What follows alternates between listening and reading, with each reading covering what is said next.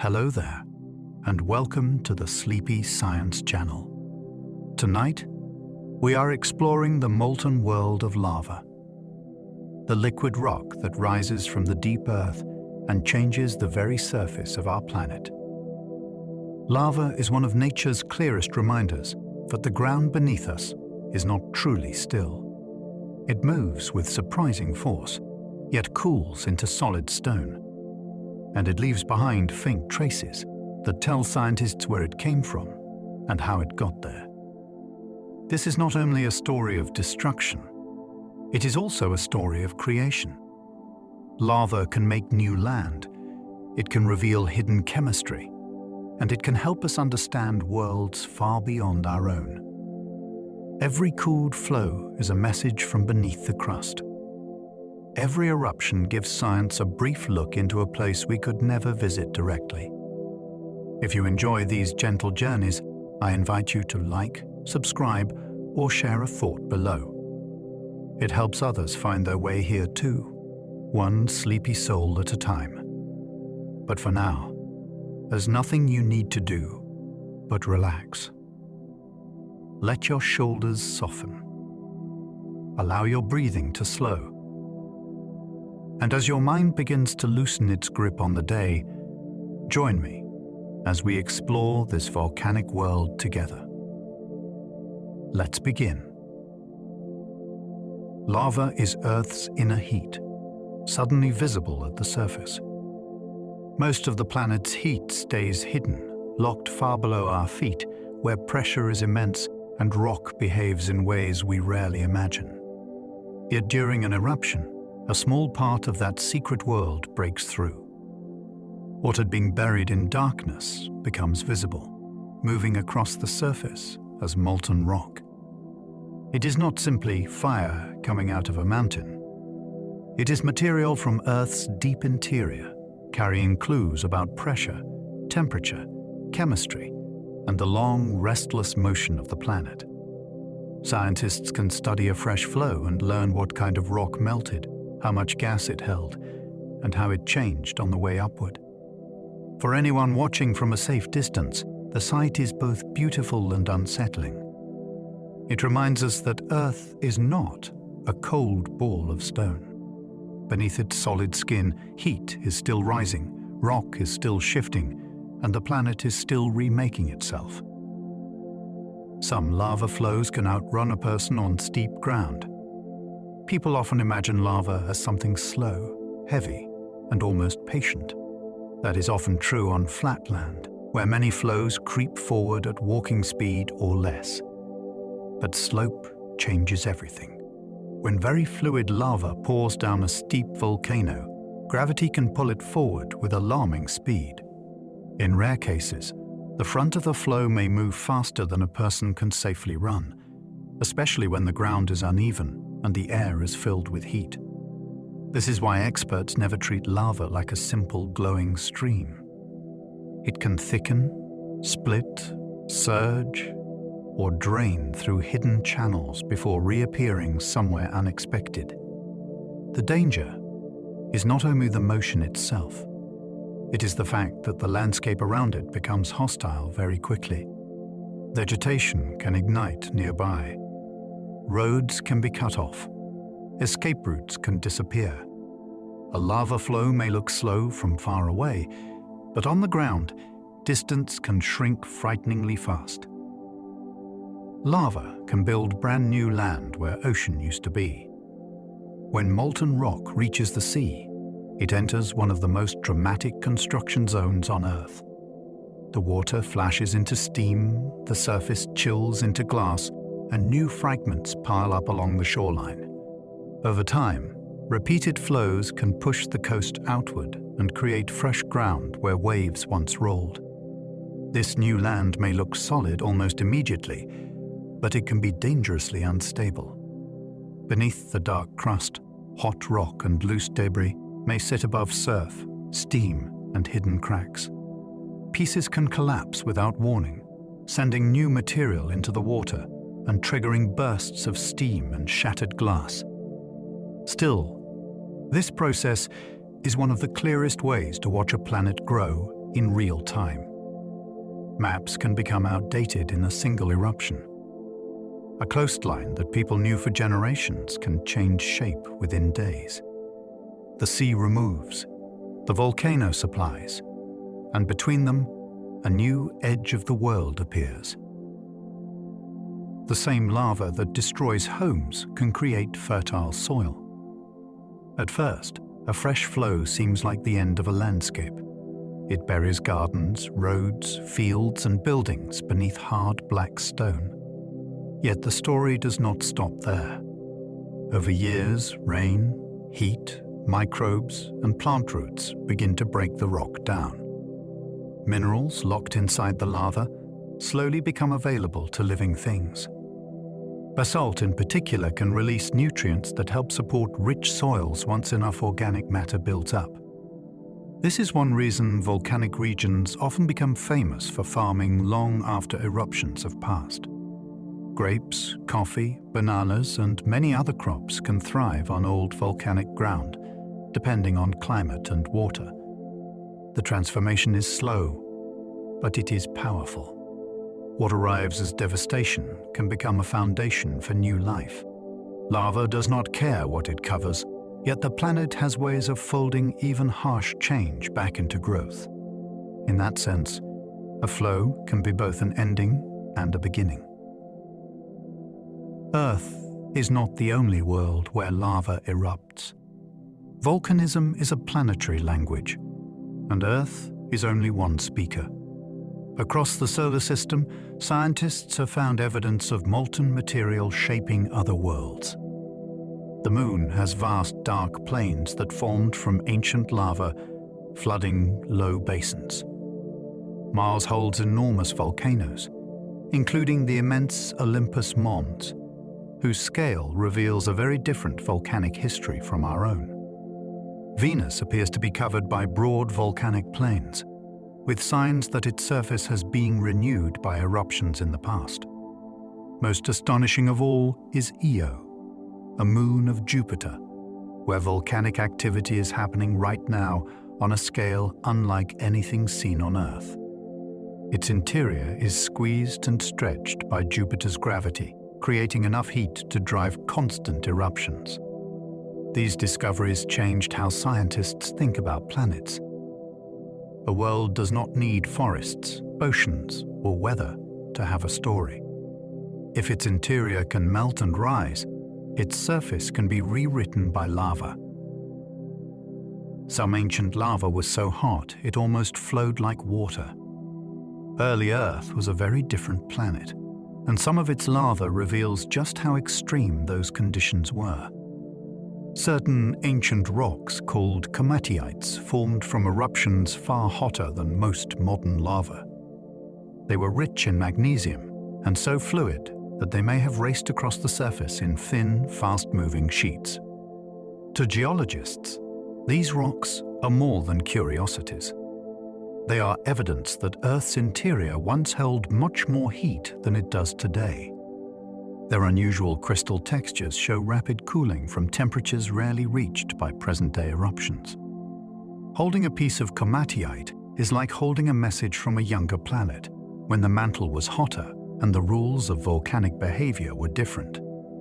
These lavas help scientists reconstruct the early Earth, long before familiar landscapes existed.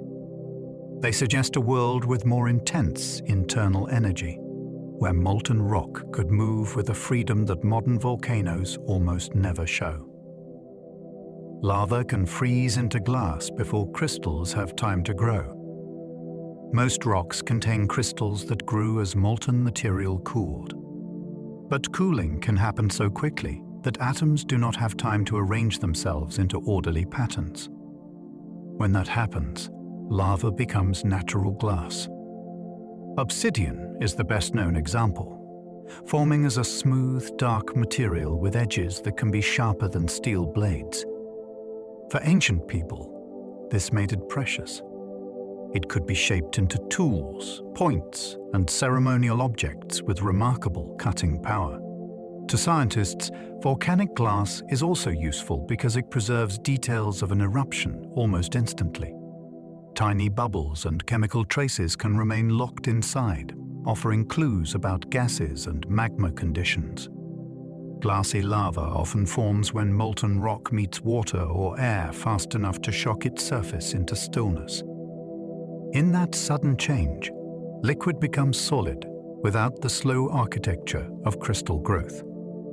It is a frozen moment of heat, preserved with extraordinary speed. A lava flow may keep moving beneath a solid black crust. One of the strangest things about lava is that its surface can lie. As the outer skin cools, it darkens and hardens, sometimes looking like ordinary rock. Beneath it, molten material may still be flowing. This hidden movement can continue through insulated channels protected from the cooler air above. From a distance, the landscape may appear quiet, while inside the flow, heat is still being delivered forward. This is one reason volcanic ground can be extremely dangerous, even after the brightest glow has faded. A crust may crack under weight. A hidden cavity may collapse. A dull surface may conceal temperatures capable of destroying boots, tools, or anything that touches it for long.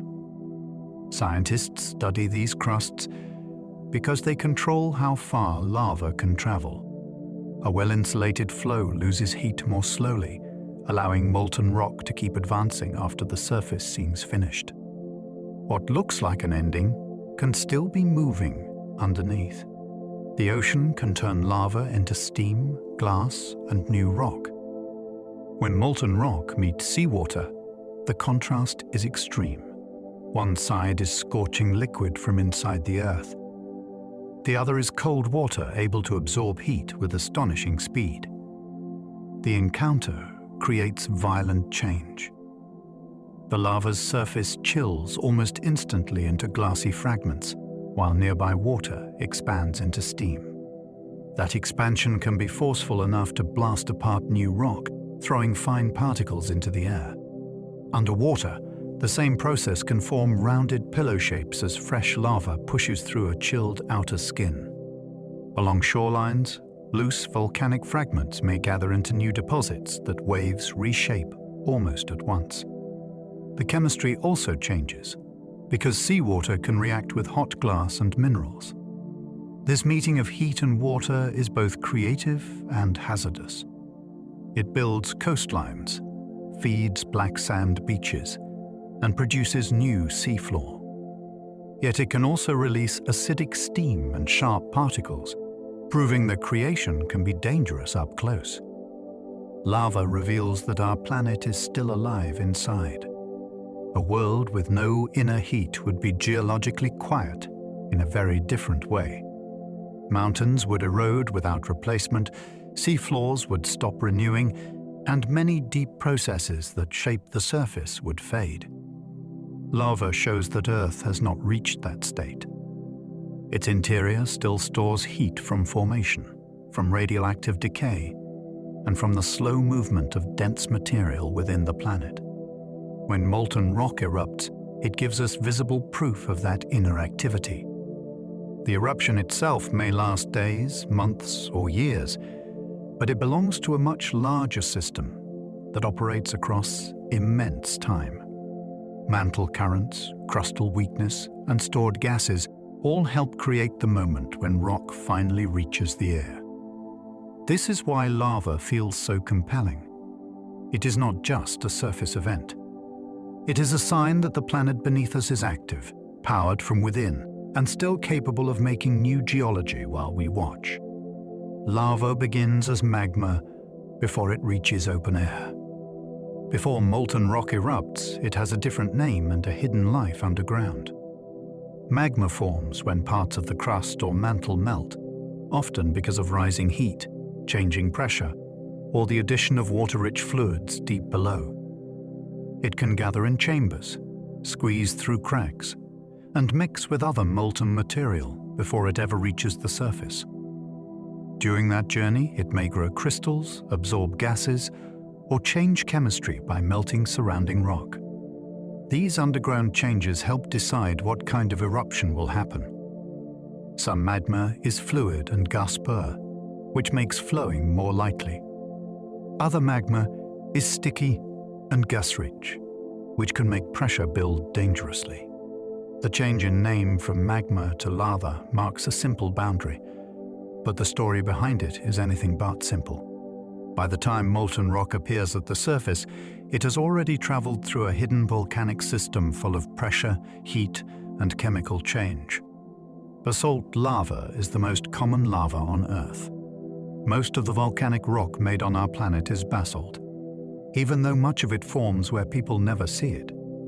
Along mid-ocean ridges, molten basalt rises and cools to create new seafloor, continuously renewing the crust beneath the oceans. On land, basalt is also responsible for some of the broadest and most familiar volcanic landscapes. It is usually dark, rich in iron and magnesium, and often fluid enough to spread widely before it hardens. Many shield volcanoes owe their shape to repeated basaltic flows, which build gentle slopes over long periods. Basalt matters because it connects deep earth chemistry to the surface in a direct way. Its ingredients come from partial melting of the mantle, so each eruption offers a sample of material from below the crust. It is common, but not ordinary.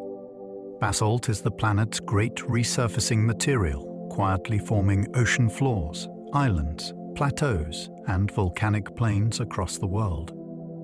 Rhyolite lava can be so sticky that it barely flows.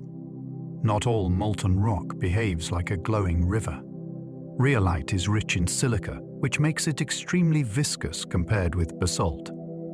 Instead of spreading easily, it may crawl forward slowly, pile up near the vent, or form a steep dome.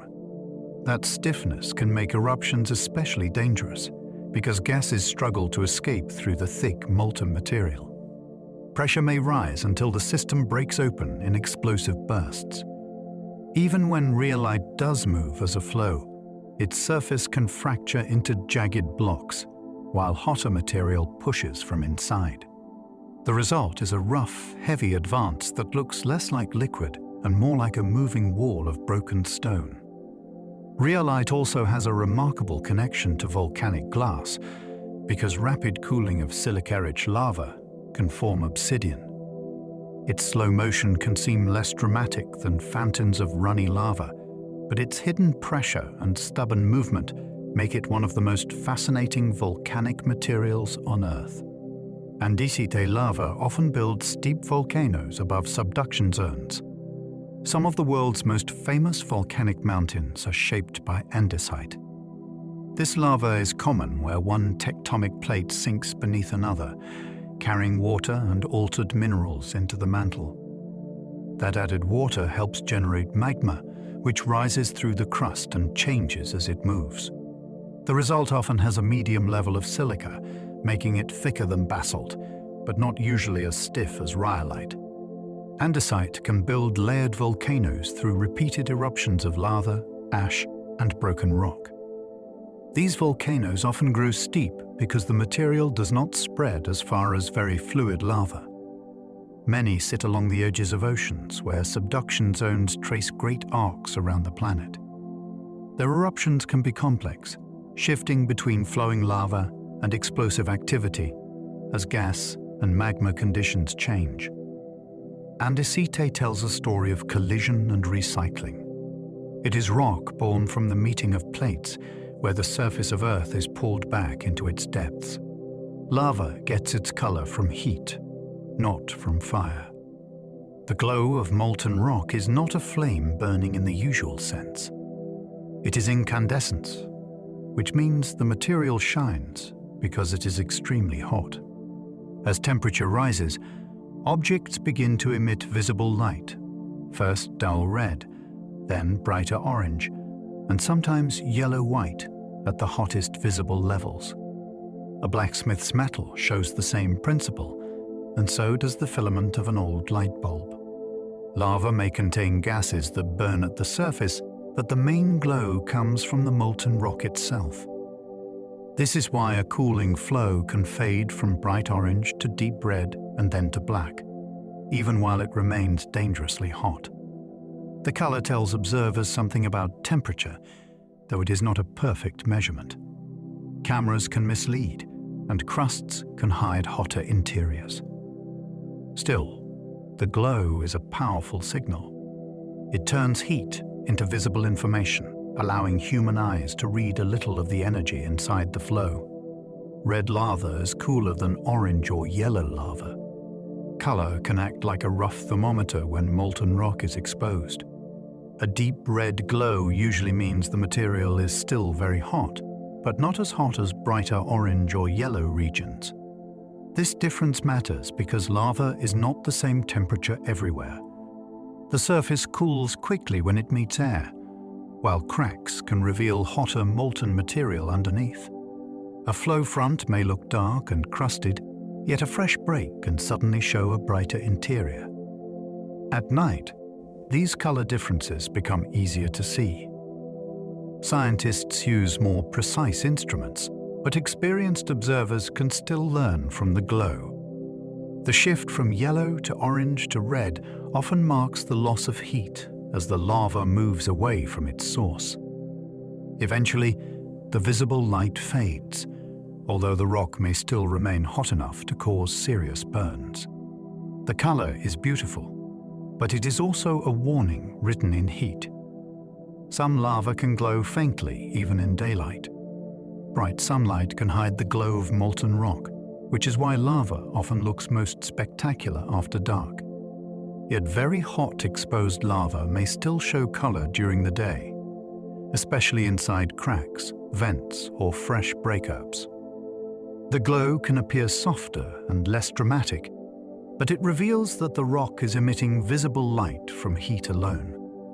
This can surprise people who expect daylight to make lava look merely dark or red-brown. In reality, a new opening can reveal brilliant molten material beneath a cooling skin. Volcanologists pay close attention to these breakouts because they show where lava is still actively moving and where pressure may be finding new paths. Daytime observation can be difficult since glare, steam, and distance all change what the eye perceives. Thermal cameras help remove the guesswork by detecting heat directly. Still, seeing lava shine against daylight is a striking reminder that its energy is not theatrical. It is physical, measurable, and intense. Fresh lava may be hot enough to melt aluminum. Aluminum melts at a temperature far below that of many fresh basaltic lavas, which means a new flow can overpower familiar materials with ease. This helps explain why ordinary objects fail so quickly near molten rock. Metal cymes can warp. Vehicle parts can soften. Fences, pipes, and tools can be damaged or swallowed as the flow advances. The exact temperature depends on the lava's composition and how recently it erupted, but fresh basalt can emerge at well over 1,000 degrees Celsius. That is hotter than many industrial furnaces used for common metals. The danger is not limited to direct contact. Radiant heat alone can make nearby areas unbearable and can ignite materials before the lava arrives. This is why safety zones around active flows are taken seriously. Lava may move slowly, but its heat is extreme enough to defeat many things humans build. It turns the everyday world into something fragile, temporary, and easily transformed. Lava does not usually burn like wood or coal. It is easy to call lava fire because it glows and destroys things that touch it. But the science is different. Wood and coal burn through combustion, a chemical reaction with oxygen that releases heat and flame. Lava is already molten rock. Its glow comes from temperature, not from the rock being consumed by oxygen like fuel. That distinction helps explain why lava can remain glowing without behaving like a campfire. It can ignite plants, houses, or gases nearby, but the lava itself is not normally burning in that way. Instead, it cools and solidifies as it loses heat to air, ground, and water. This makes it both simpler and stranger than fire. It is not a flickering reaction that eats material to survive. It is a mass of liquid stone carrying stored heat from below. Once that heat is gone, the glow ends and the same material becomes rock again, silent and solid under the sky. Molten rock carries dissolved gases from deep inside Earth. Far below the surface, pressure can force gases to stay dissolved inside magma, rather like carbon dioxide held inside a sealed bottle of sparkling water. These gases may include water vapor, carbon dioxide, sulfur dioxide, and other compounds. As magma rises, pressure drops, and the dissolved gases begin to separate into bubbles. That change can strongly influence an eruption. If bubbles escape easily, molten rock may flow out with less violence. If they remain trapped, pressure can build until the magma fragments explosively. This is why gas is one of the key ingredients in volcanic behavior. It also gives scientists a way to monitor unrest. Changes in gas emissions can suggest that magma is moving underground, even before lava appears. The gases themselves come from deep geological processes, including melting, recycling of crust, and chemical reactions inside Earth. They are invisible messengers from below, traveling upward with molten rock and helping decide how an eruption unfolds. Escaping gas helps decide whether lava flows or explodes. A volcano's behavior can depend on something you cannot see at first. Deep underground, gas is trapped inside molten rock under enormous pressure. As that material rises, the pressure drops and bubbles begin to form. If those bubbles can escape easily, the eruption may be calmer, allowing lava to pour from vents and move across the ground. If the gas is trapped inside thick magma, pressure can build like a shaken bottle with no way to open safely. When it finally breaks through, the eruption can become explosive. This is why two volcanoes can look similar from the outside, but behave very differently when they awaken. The key is often the balance between rising molten rock, trapped bubbles, and how easily the gas can leave. In a strange way, a volcano breathes before it erupts.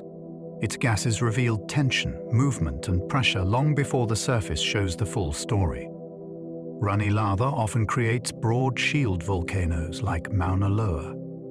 Some volcanoes grow not as steep cones, but as enormous sloping mountains built by repeated outpourings of fluid lava. Mauna Loa in Hawaii is the classic example, spreading so widely that its true size is hard to grasp from the ground. Its shape comes from lava that can travel far before cooling, layering sheet upon sheet over long periods. Instead of piling up close to the vent, the molten rock spreads outward, adding more breadth than height. This gives shield volcanoes their name, because their profiles resemble a warrior's shield resting on the earth. Their eruptions can still be dangerous, especially when flows reach roads or communities, but their structure tells a calmer story than many explosive volcanoes. They are built by persistence. Flow after flow extends the slopes, reshaping the island with patience and scale. A shield volcano is not a single dramatic peak. It is a vast record of repeated molten construction. Sticky lava can pile into domes that collapse dangerously. Some lava is too thick to travel far, so it gathers near the vent and forms a mound that grows from within. These lava domes may look solid from the outside, but they can hide intense heat and unstable rock inside. As more material pushes upward, the dome swells, cracks, and steepens. Gravity then becomes a constant threat. A portion may break away without warning, sending hot blocks tumbling down the volcano. In some cases, that collapse can release fast-moving clouds of ash, gas, and rock that sweep across the landscape. This makes domes among the most closely watched volcanic features on Earth. Their growth can be slow enough to measure day by day, yet their failure can happen in moments.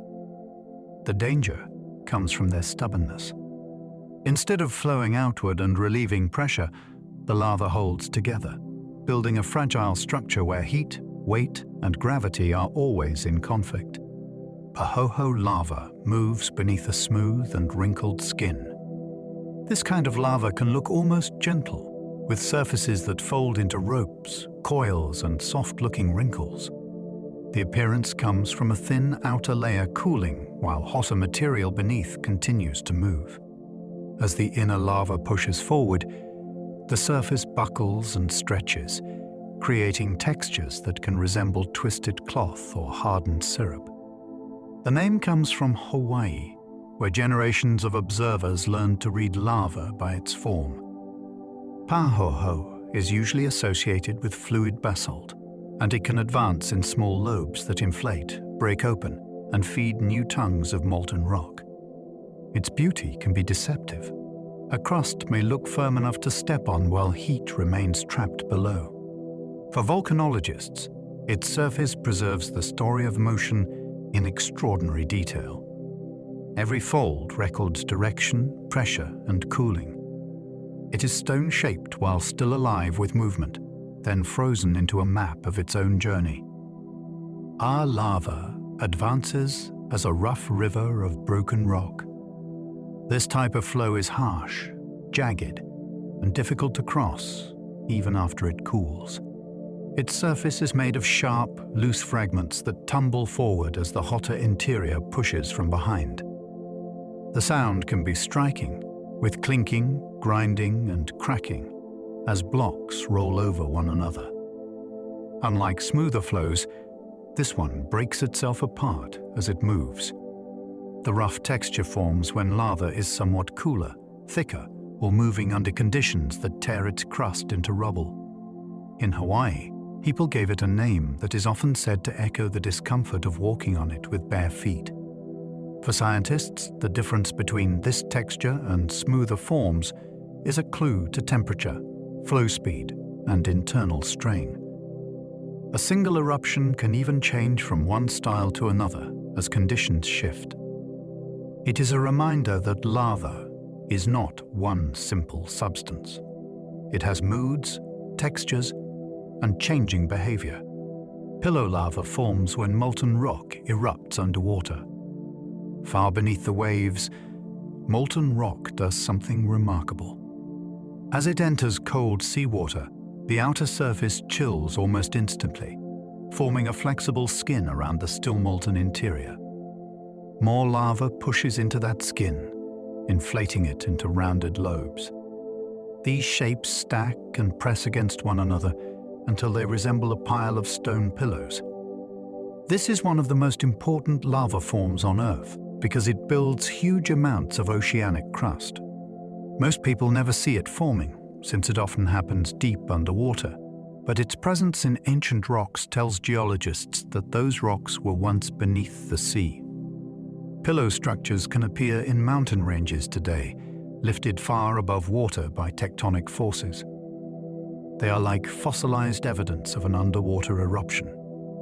Their rounded forms preserve the moment when fire met ocean, when a molten interior tried to move forward and cold water froze its edge almost immediately. Lava tubes can become natural tunnels after eruptions end. A flow can form its own underground passage while it is still active. The outer parts cool and harden, especially along the edges and roof, while molten material keeps draining through the center. When the supply slows or stops, the remaining liquid rock may flow away, leaving an empty tunnel behind. These tubes can wind beneath old lava fields like hidden plumbing systems. Some are short and narrow, while others stretch for long distances through darkness. Their walls may preserve flow marks, drips, ledges, and mineral coatings that reveal how molten rock once moved through them. After cooling, they can become habitats for specialized life, and sometimes important cultural sites. They also matter to planetary science. Similar tunnels may exist on the Moon and Mars, where they could offer shelter from radiation and temperature extremes. A lava tube is more than an empty cave. It is the drained artery of a vanished eruption. Some lava tubes are large enough to walk through. There are places where the underground remains of eruptions become spaces humans can enter. Inside a large tube, the ceiling may arch overhead, the floor may feel uneven underfoot, and the walls may show bands left by changing lava levels. Walking through one can feel like moving inside a frozen river channel, except the river was once molten rock. These spaces form when flow rates are high enough and the crust becomes strong enough to support a roof after the lava drains away. Their size can be surprising, with some passages wide enough to feel like natural corridors. Yet they are not ordinary caves carved slowly by water. They are built quickly by heat, motion, and cooling. Some contain delicate formations made from remelted rock, while others have collapsed sections that reveal the sky. Their scale helps us understand how efficiently lava can travel when insulated, hidden from the open air. Skylights open when lava tube roofs collapse. Sometimes the first clue to a hidden tube is a hole in the surface. A section of roof gives way, exposing the passage below and creating a natural window into the old flow. During an active eruption, skylights can reveal molten rock moving beneath a crusted landscape, glowing through the opening while the surface around it looks dark and still. After an eruption, the same features may become entrances for scientists, explorers, and animals. They are important because they show where the ground is hollow and where collapse hazards may exist. A skylight can begin small and widen over time as unstable edges break away. On other worlds, these openings are especially intriguing. Images from lunar and Martian orbiters show pits that may lead into ancient lava tubes. Such places could one day protect explorers from harsh surface conditions. A skylight is a break in the roof, but also a doorway into volcanic history. Lava fountains can rise higher than many skyscrapers. At some eruptions, molten rock does not simply spill from the ground. It blasts upward in glowing jets, driven by rapidly expanding gas. These fountains can roar from vents with astonishing force, throwing fragments high into the air before they fall back as spatter, cinders, or fluid clots. The height depends on gas content, magma supply, vent shape, and pressure. In powerful basaltic eruptions, fountains may climb hundreds of meters, turning the vent into a blazing vertical engine. What makes them so captivating is the combination of grace and violence. Each arc of molten material is liquid stone in flight, cooling as it rises and falls. The falling fragments can build cones around the vent or feed new lava flows when they land still hot enough to merge. A fountain may look like a spectacle, but it is also a pressure gauge made visible. It shows gas escaping with enough energy to lift rock into the sky. Spatter cones grow from blobs of lava landing together.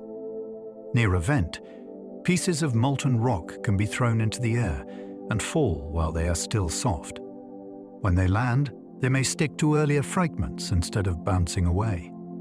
Over time, these clots weld together and build a small cone or rampart around the source. The result is a structure made not from loose ash, but from sticky fragments that arrive hot enough to fuse. Spatter cones can grow quickly during active eruptions, changing shape as bursts of lava add new layers. Their surfaces often look rough and lumpy, with streaks that show where material sagged while still warm. They are intimate volcanic landforms, close to the vent and directly connected to the rhythm of fountaining. A large volcano may dominate the horizon, but a spatter cone records the eruption at human scale. It is a little monument made from repeated impacts of airborne molten rock. Lava bombs can twist in the air before landing. During some eruptions, blobs of molten or partly molten rock are hurled from the vent with enough force to travel through the air. As they spin, their shapes can change. Some stretch into streamlined forms, while others take on twisted, ribbon-like or cracked surfaces, as the outside cools during flight. By the time they hit the ground, they may still be hot inside, even if the crust has darkened. Volcanologists use their shapes to understand how fluid the material was when it was thrown out and how long it traveled before landing. These objects can range from small pieces to masses large enough to cause severe damage. Their beauty as specimens should not hide their danger. They are volcanic projectiles, formed in a moment when pressure and gas turn molten rock into airborne debris. Each one carries a tiny record of motion, cooling, and impact, shaped by the eruption before it came to rest. Volcanic glass forms when lava cools with shocking speed. Crystals need time. If molten rock loses heat too quickly, its atoms are caught before they can arrange themselves into regular mineral structures. The result is glass, a solid without the orderly internal pattern found in most rocks. This can happen when lava meets water, when thin sprays cool in the air, or when the surface of a flow chills almost instantly. Volcanic glass can be glossy, brittle, and sharp. It may appear as large masses, tiny shards, or hair-like strands pulled by wind. Its chemistry is often the same as crystalline rock, but its structure is different because cooling happened too fast. That makes it valuable to researchers. Glass can trap water, gases, and trace elements from the moment of eruption. It is a snapshot, preserved before slower geological processes could rearrange the evidence. In a world where rocks usually form with patience, volcanic glass is the record of suddenness made solid. Obsidian was once a prized material for sharp tools. Long before metal blades became common, people learned that certain volcanic glass could be shaped into edges of extraordinary sharpness. By striking obsidian carefully, skilled tool makers produced flakes, knives, scrapers, and arrowheads that cut with remarkable precision. In some places, obsidian became valuable enough to trade across great distances. Archaeologists can often trace an obsidian artifact back to its volcanic source by studying its chemical fingerprint. That means a small blade can reveal ancient roots, exchanges, and connections between communities. The material mattered not only because it was useful, but because it carried beauty. Its dark shine, smooth fracture, and sometimes smoky or banded appearance made it stand out from ordinary stone. Even today, obsidian edges can be sharper than many surgical steel blades, though they are brittle and delicate. It is one of the clearest examples of geology entering human history, where a fast-cooled lava became a tool for survival, craft, and culture. Pumice can float because gas bubbles fill its body. Most rocks sink, so a floating stone feels almost like a trick. Pumice can do it because it forms from frothy lava packed with trapped ubbles. When gas-rich molten rock expands and cools quickly, it leaves behind a lightweight network full of tiny cavities. If enough of those spaces remain sealed or partly filled with air, the rock can be less dense than water. After eruptions, pumice rafts can drift across oceans, sometimes carrying small organisms with them. These floating fields may travel for months or longer, moved by currents and winds. Eventually, water seeps into the pores, and many pieces sink. Pumice also has a rough texture that humans have used for smoothing, polishing, and cleaning. Its lightness records a violent expansion of gas from molten rock, frozen into a fragile sponge of stone. What looks like an impossible rock is really an eruption's bubbles preserved in solid form. Scoria looks bubbly because lava trapped escaping gas. Pick up a piece of scoria, and you can see the evidence of gas trying to get out. Its holes formed when bubbles expanded inside molten rock, then were frozen in place as the material cooled. Unlike pumice, scoria is usually darker, denser, and often rich in iron and magnesium. It commonly forms around basaltic vents, where fragments are thrown into the air and cool quickly enough to preserve their vesicles. These pieces can accumulate into cinder cones, making steep hills of loose volcanic material. The texture is more than visual detail. Bubble size, shape, and abundance can tell scientists about gas content, eruption style, and cooling history. For gardeners and builders, scoria can also be practical, because its porous structure allows drainage and reduces weight. Yet its origin is dramatic.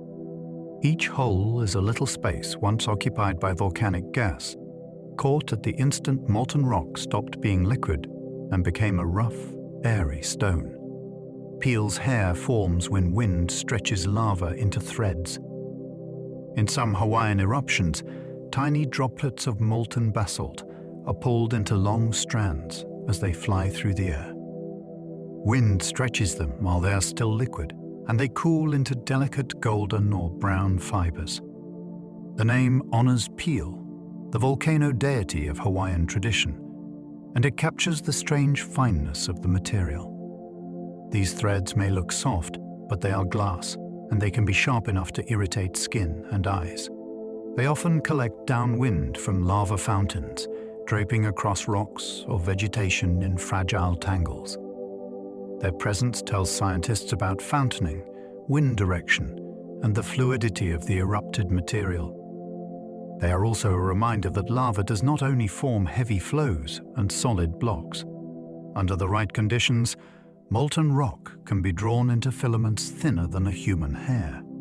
It is a transformation from liquid stone into glass fiber, made in mid-air. Peel's tears are tiny drops of hardened lava glass. Alongside fine volcanic strands, eruptions can produce small glassy beads that form from airborne droplets of molten rock. As these droplets travel through the air, surface tension pulls them into rounded shapes before they cool. They may land as dark, shiny grains, sometimes found near volcanic vents or mixed with finer material. The name connects them to the same Hawaiian tradition as Peel's hair, and the two often form together during lava fountaining. These tiny beads can be scientifically useful. Their chemistry can preserve information about the molten material that erupted, while their shapes show how droplets behaved during flight. Some contain small bubbles or crystals that add further clues. Their scale makes them easy to overlook, yet they are miniature records of an eruption's energy. A lava fountain may be huge, loud, and dazzling from afar. On the ground afterward, its story can rest in a tiny glass drop, small enough to fit on a fingertip. Lava deltas can collapse suddenly into the sea. When lava builds new land along a shoreline, it may create a platform that looks solid from above. Beneath it, however, there can be unstable layers of loose fragments, hot rock, and material piled on steep underwater slopes. Waves attack the base, cracks form, and gravity works constantly against the new edge. Without warning, part of the platform can fail and slide into the sea. Such collapses can trigger explosions, waves, and bursts of scalding steam. They may also expose fresh molten rock to water, creating new hazards in seconds. This is why newly formed coastlines near active flows are treated with extreme caution. The land may be new, but it is not always strong. It has not had time to settle, cement, or be tested by storms. A lava delta is a dramatic act of creation, but it is built at the boundary between a restless ocean and an unfinished volcanic surface. Steam from ocean entry can carry sharp volcanic glass.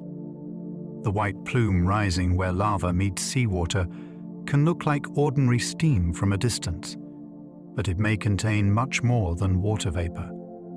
As hot lava chills and shatters, tiny glass particles can be blasted into the air. Seawater can also react with the heat to create acidic droplets.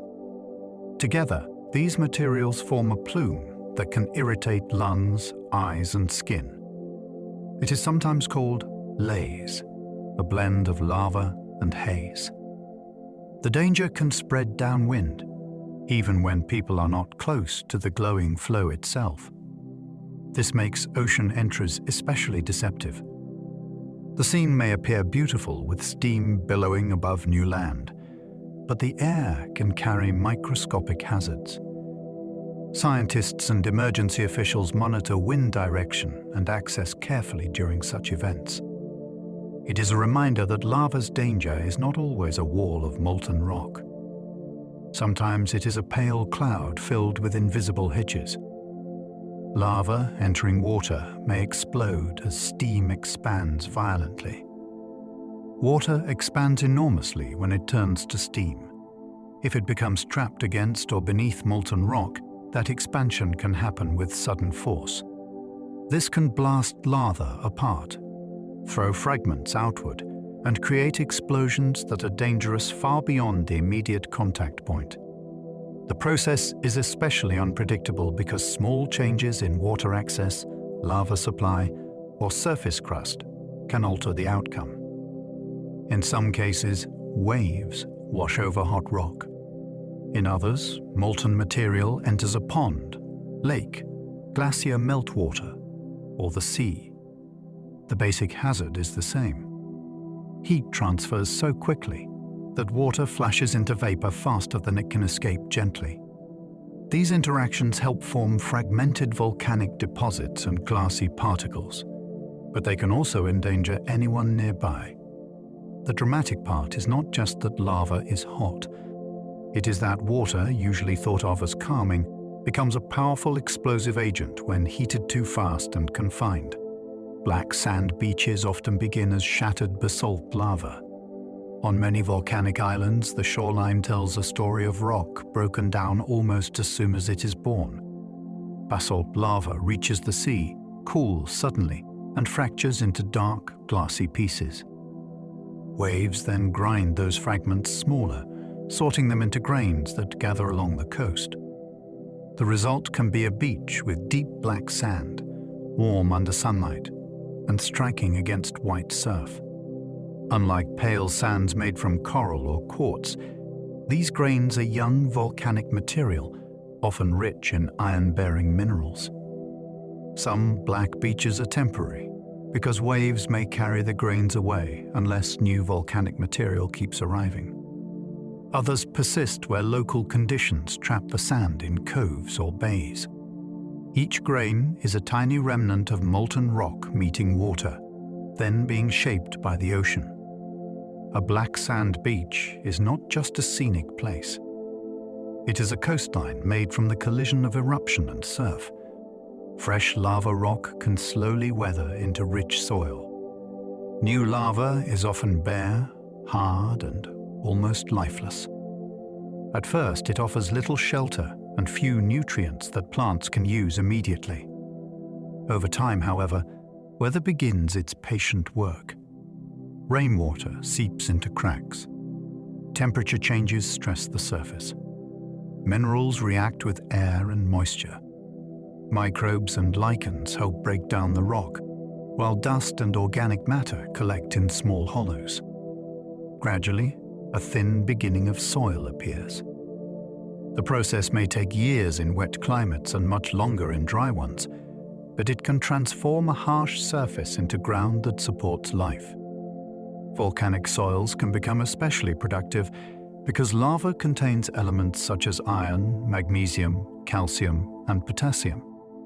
These nutrients must be released slowly before roots can use them. The change is a lesson in time.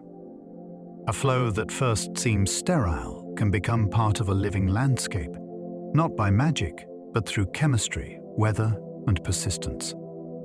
Hawaiian lava fields can grow forests after many quiet decades.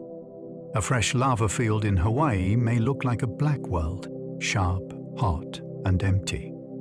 Yet life begins to return in stages. Wind brings dust. Birds bring seeds. Ferns and hardy plants find cracks where moisture collects. In wetter areas, ohia trees are among the pioneers, sending roots into narrow openings, and helping create shade for other species. Over decades, the dark surface can soften into a patchwork of green. The transformation depends on rainfall, elevation, flow texture, and how much soil has begun to form. Some places recover relatively quickly, while others remain open for far longer. This recovery has deep ecological importance because Hawaiian forests contain species found nowhere else on Earth. Watching plants reclaim lava shows how life works with small opportunities. A crack becomes a shelter. A leaf becomes future soil. A barren flow becomes habitat. The eruption changes the land suddenly, but the return of a forest is built slowly. Some seeds arrive on lava flows carried by birds. A new lava field has no seed bank waiting beneath it, because the old ground has been sealed away. For plants to return, seeds must travel in. Birds can become vital messengers in that process. Some seeds stick to feathers or mud on feet. Others pass through digestive systems after birds eat fruit elsewhere and later leave droppings on the new surface. In island environments, this movement can be especially important because distance and isolation shape every ecosystem. A single seed placed in a crack with enough moisture may begin a chain of change. If it grows, it can trap more dust, create shade, and offer perches that attract more birds. Over time, these small deliveries help turn bare rock into habitat. The process is not fast, and many seeds fail. But enough succeed to matter. A bird crossing a lava field may seem ordinary, yet it can carry the first step of a future forest. Lichens can colonize cooled lava before larger plants arrive. Before roots can grip and leaves can spread, some of the first settlers on cooled lava are often lichens. A lichen is a partnership between a fungus and a photosynthetic partner, working together as a single living form. This partnership allows lichens to survive on bare rock, where most plants cannot. They cling to the surface, tolerate drying, and slowly release chemicals that help break minerals down. Their bodies also trap dust and contribute tiny amounts of organic matter when they die. Over time, this helps prepare the surface for mosses, ferns, and other pioneers. Lichens do not conquer a lava field dramatically. They arrive as patches, crusts, or pale stains that can be easy to miss. Yet their role is profound. They are biological beginnings, turning exposed volcanic rock into a place where later life has a better chance. In the long recovery after an eruption, the smallest colonists may do some of the most important work. Lava flows can preserve tree molds after trunks burn away. When molten rock moves through a forest, it can surround the base of a tree before the trunk is completely destroyed. The wet wood cools the lava touching it, causing a shell of hardened rock to form around the trunk. Later, the tree burns or decays, leaving behind a hollow space shaped like the original wood. These tree molds can preserve bark patterns, trunk diameters, and the positions of vanished trees. They are eerie because they mark both destruction and preservation at the same time. The living forest is gone, yet its shape remains in stone. Scientists can use these molds to reconstruct the environment that existed before the flow arrived. They can show where trees stood, how dense the forest was, and sometimes how the lava moved through it. For visitors, they offer a powerful detail within a larger volcanic landscape. A tree mold is an absence made visible, a memory of life held inside rock. A lava tree forms when molten rock hardens around wood. In some eruptions, the lava around a tree trunk cools and stiffens, while surrounding molten material drains or subsides. What remains can be a standing column of rock, marking where the tree once stood. The wood inside may burn away, leaving a hollow center. while the outer stone keeps the shape of the trunk. These formations can rise like strange stumps across old flow fields. They show how quickly lava can freeze against a cooler, water-filled object, even while the rest of the flow continues moving. Their surfaces may preserve impressions of bark or show layers where molten rock lapped around the trunk. Lava trees are especially striking because they are not carved afterward. They form during the eruption itself, in the brief contact between living wood and molten stone. They turn a forest into a set of geological markers. Each one records a moment when heat destroyed a tree but preserved its position. Lava can bury roads while leaving nearby buildings untouched. A flow does not spread evenly like paint poured across a floor. It follows slope, cracks, channels, and small differences in the landscape. Because of that, its path can be strangely selective. One road may vanish under a thick layer of rock, while a house nearby remains standing. A wall, ridge, drainage ditch, or earlier flow boundary can steer the molten material away. Sometimes a breakout changes direction at the last moment, sparing one area and cutting off another. This creates seams that feel almost impossible afterward, with ordinary objects standing beside a new black barrier. For emergency planners, these details matter deeply. The danger is not only whether lava is moving toward a community, but exactly how the ground may guide it. Once a road is covered, access can be lost even if buildings survive.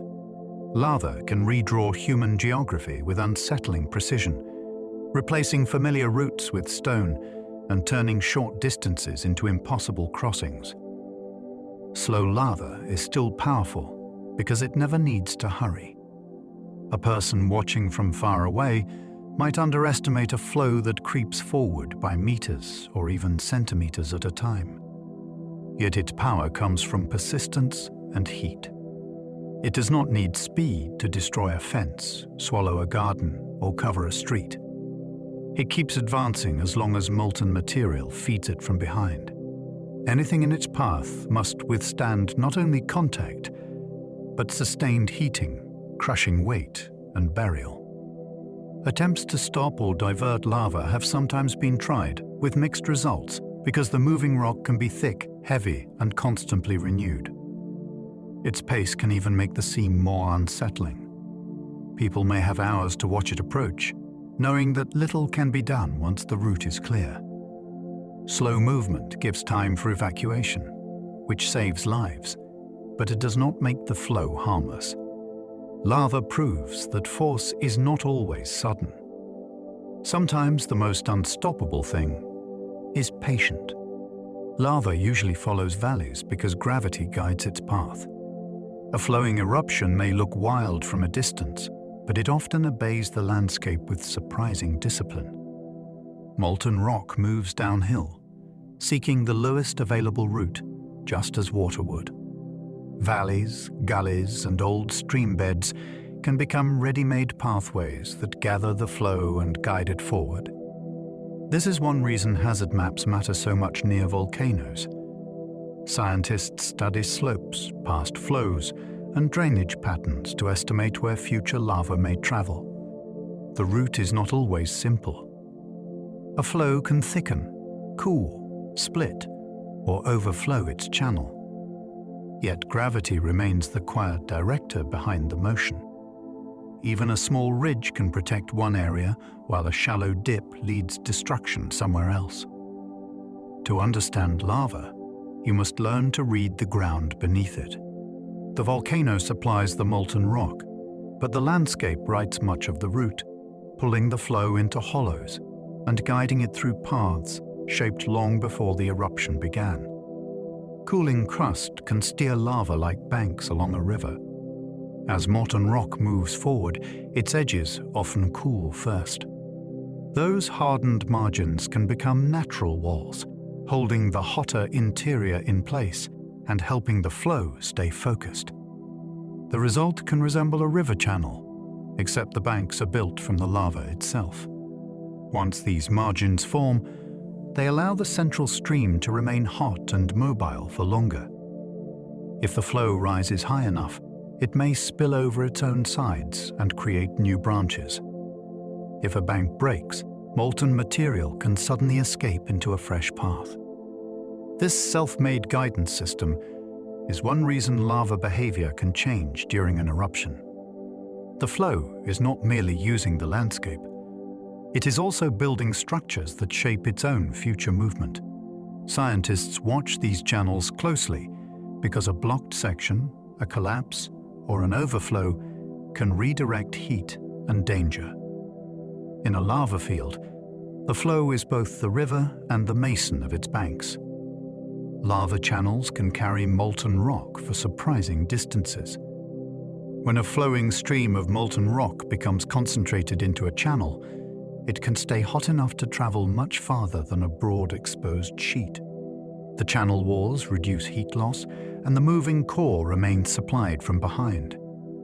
This can send lava across long stretches of land, while nearby surfaces are already turning black and solid. In some eruptions, channels develop complex patterns, with bends, levees, overflows, and drained sections that reveal the height of the former molten stream. From above, they can look like branching road systems built by heat. On the ground, they are evidence of how efficiently lava can transport energy from a vent to distant areas. A channel can feed a flow front that lies far from the eruption source, surprising people who focus only on the crater. The danger may not be where the eruption looks brightest. It may be where the channel quietly delivers fresh molten rock to a new edge. Insulated lava tubes help flows travel many miles underground. Once a roof forms over a flowing lava stream, the system becomes far more efficient. The surrounding rock acts as insulation, limiting heat loss to the air. Inside, molten material can continue moving through darkness while the surface above looks cooled, cracked, and almost finished. This hidden transport can carry lava many miles from a vent before it emerges in a breakout. Such breakouts may appear suddenly, opening a glowing window in a place that seemed quiet moments before. Tubes are especially important in long-lasting basaltic eruptions because they let heat stay concentrated and movement continue over great distances. They also complicate forecasting. The front of danger may not match the visible surface flow. Scientists use thermal imaging, gas observations, ground cracks, and field mapping to understand where the underground pathways might be active. A lava tube is a natural pipeline, and once it is established, molten rock can travel with remarkable secrecy. The fastest lava usually comes from very fluid basalt. Speed depends strongly on how easily molten rock can deform.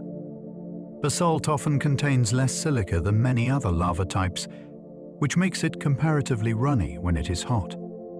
That lower viscosity allows it to stretch, pour, and respond quickly to gravity, especially on steep slopes. A basaltic flow can still be slow in many settings, but under the right conditions it can advance with startling energy. Temperature, eruption rate, ground angle, and channel formation all matter. A hot, well-fed basalt stream moving through a steep channel is very different from a cooling lobe crossing flat ground. This is why lava speed is never a single number. It is a changing result of chemistry, heat, terrain, and supply. Basalt's fluid nature also explains many of the broad volcanic landscapes it creates. It can spread far, cover large areas, and form smooth surfaces or rough rubble depending on how it cools and strains during movement. Nyiragongo's lava has been famous for its unusual speed. In the Democratic Republic of the Congo, Nyiragongo has drawn scientific attention because its lava can be exceptionally fluid. Its unusual chemistry includes low silica and distinctive mineral ingredients that can help it move with remarkable ease when erupted. The volcano has also held a famous lava lake, a restless reservoir of molten rock inside its summit crater. When that system drains through fractures on the flanks, the results can be frightening. In past eruptions, flows have moved rapidly toward populated areas, giving people little time to react. The city of Goma lies near this volcanic danger, which makes monitoring and preparedness especially important. Nyiragongo shows that not all lava hazards are slow and predictable. The combination of fluid lava, steep slopes, and nearby communities creates a rare and serious risk. It is a volcano that challenges the comfortable idea of lava as something people can simply walk away from. Kilauea has produced some of the longest modern eruptions. Hawaii's Kilauea is one of the most closely observed volcanoes on Earth, partly because it has erupted so often and for so long in recent history. Its long eruptions have allowed scientists to watch volcanic systems change over years rather than only during brief crises. Vents have opened, lava lakes have risen and drained, tubes have formed, and flows have repeatedly reshaped parts of the island. This long record has made Kilauea a natural laboratory for understanding basaltic volcanism. Instruments can track ground swelling, earthquakes, gas changes, and heat patterns, while field teams compare those signals with what actually happens on the surface. The volcano has also deeply affected communities, roads, forests, and coastlines. Its importance is not only scientific, it is cultural, environmental, and personal for those who live with it. Kilauea reminds us that a volcano can be both a place of study and a powerful presence in daily life. Mauna Loa is Earth's largest active volcano by volume. Rising from the ocean floor to the island of Hawaii, this immense volcano is far larger than it appears from sea level alone. Most of its body lies beneath the Pacific, built by countless eruptions over immense time. Its broad slopes come from fluid basalt spreading outward again and again, stacking layers across a huge area. The scale is difficult to sense while standing on it, because the mountain is so wide that its rise can feel gradual. Yet in volume, it surpasses every other active volcano on Earth.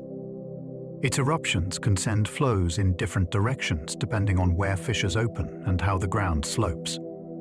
Because communities exist on its flanks, monitoring is essential. Scientists track earthquakes, ground deformation, and gas to understand when pressure may be building. Mauna Loa is not just a peak. It is a gigantic volcanic shield, a mountain made by repetition, reach, and the steady accumulation of lava.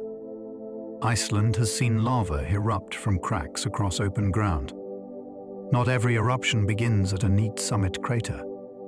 In Iceland, molten rock can emerge from long fissures, opening across the landscape like glowing seams. This style reflects the island's position on the mid-Atlantic ridge, where tectonic plates are pulling apart and magma can rise through fractures. A fissure eruption may start along a line, with fountains appearing from multiple points before activity concentrates in certain sections. The sight can be extraordinary, because the ground itself seems to unzip and release heat from below. These eruptions can create fields of basalt, build small cones, and release gases that travel with the weather. They also show how closely Iceland's identity is tied to geology. The island is being shaped by forces that usually lie hidden beneath the ocean. There, the ridge rises above sea level, allowing people to witness a process that elsewhere builds seafloor in darkness. Iceland makes plate separation visible. The Laki eruption changed weather and farming far beyond Iceland. In the late 18th century, a long fissure eruption in Iceland released enormous amounts of lava and volcanic gas. The lava transformed the local landscape, but the gases made the event far wider in impact. Sulfur compounds entered the atmosphere and produced a choking haze that affected air quality across parts of Europe. In Iceland, livestock suffered as fluorine contaminated grazing land, leading to famine and hardship. Beyond the island, unusual weather patterns followed, and harvests were affected in several regions. The eruption is a powerful example of how lava-producing events can influence society through more than molten rock. The flow may stay near the vent, but gases can travel on winds and enter climate systems. Lecky reminds us that an eruption does not need a towering ash column to reshape lives far away. Sometimes the most widespread consequences come from invisible chemistry released during the making of a vast lava field. Mount Etna has sent lava across Sicily for centuries. On the island of Sicily, Etna has been erupting throughout recorded history, making it one of the world's most watched volcanoes. Its slopes hold towns, farms, roads, and ancient memories of earlier flows. People there live with a mountain that can be beautiful, productive, and dangerous all at once. Over time, lava has threatened settlements, covered land, and forced communities to adapt. Yet the same volcanic ground also supports agriculture, including vineyards and orchards that benefit from mineral-rich soils and varied elevations. Etna's eruptions can come from summit craters or from vents on its flanks, which means activity is not limited to the top of the mountain. This creates a complex hazard pattern. The volcano is also unusually accessible for study, allowing scientists to observe frequent changes in gas, tremor, deformation, and lava output. Etna is not a distant geological curiosity.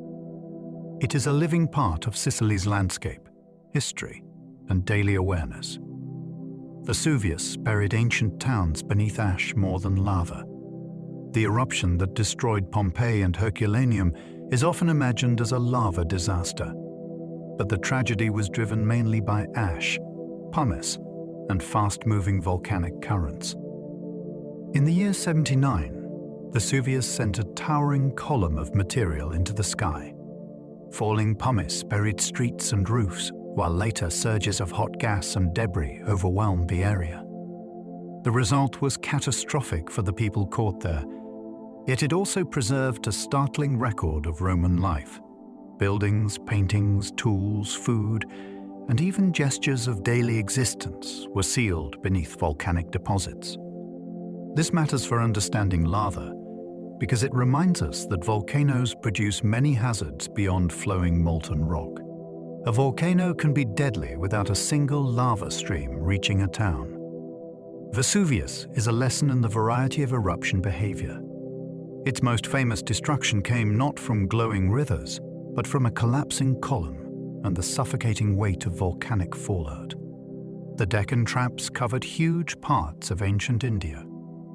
Near the end of the age of dinosaurs, enormous eruptions spread layer after layer of basalt across what is now India.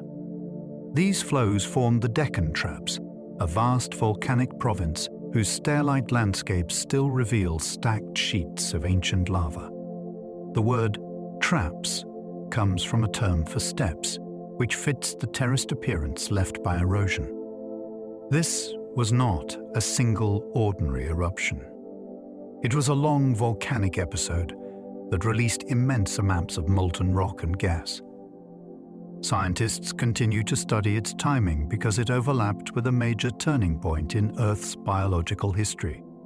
The asteroid impact at Chicxulub played a central role in the extinction event, but Deccan volcanism may have added severe environmental stress through climate-changing emissions. These rocks show that lava can act on a scale far beyond individual volcanoes. Sometimes the planet does not merely erupt a mountain. It pours out landscapes. The Siberian traps released lava during a major extinction crisis. About 252 million years ago, Earth experienced the most severe mass extinction known. Around the same time, huge volumes of lava erupted across what is now Siberia. The resulting volcanic province is called the Siberian Traps, and it is one of the most consequential lava events in geological history.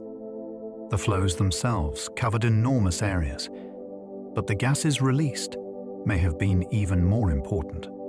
carbon dioxide, sulfur compounds, and gases produced by heating surrounding rocks, likely altered climate, oceans, and atmospheric chemistry. The crisis that followed devastated marine and land life, reshaping evolution for millions of years. Scientists study these ancient lava deposits to understand how Earth systems can be pushed beyond stability.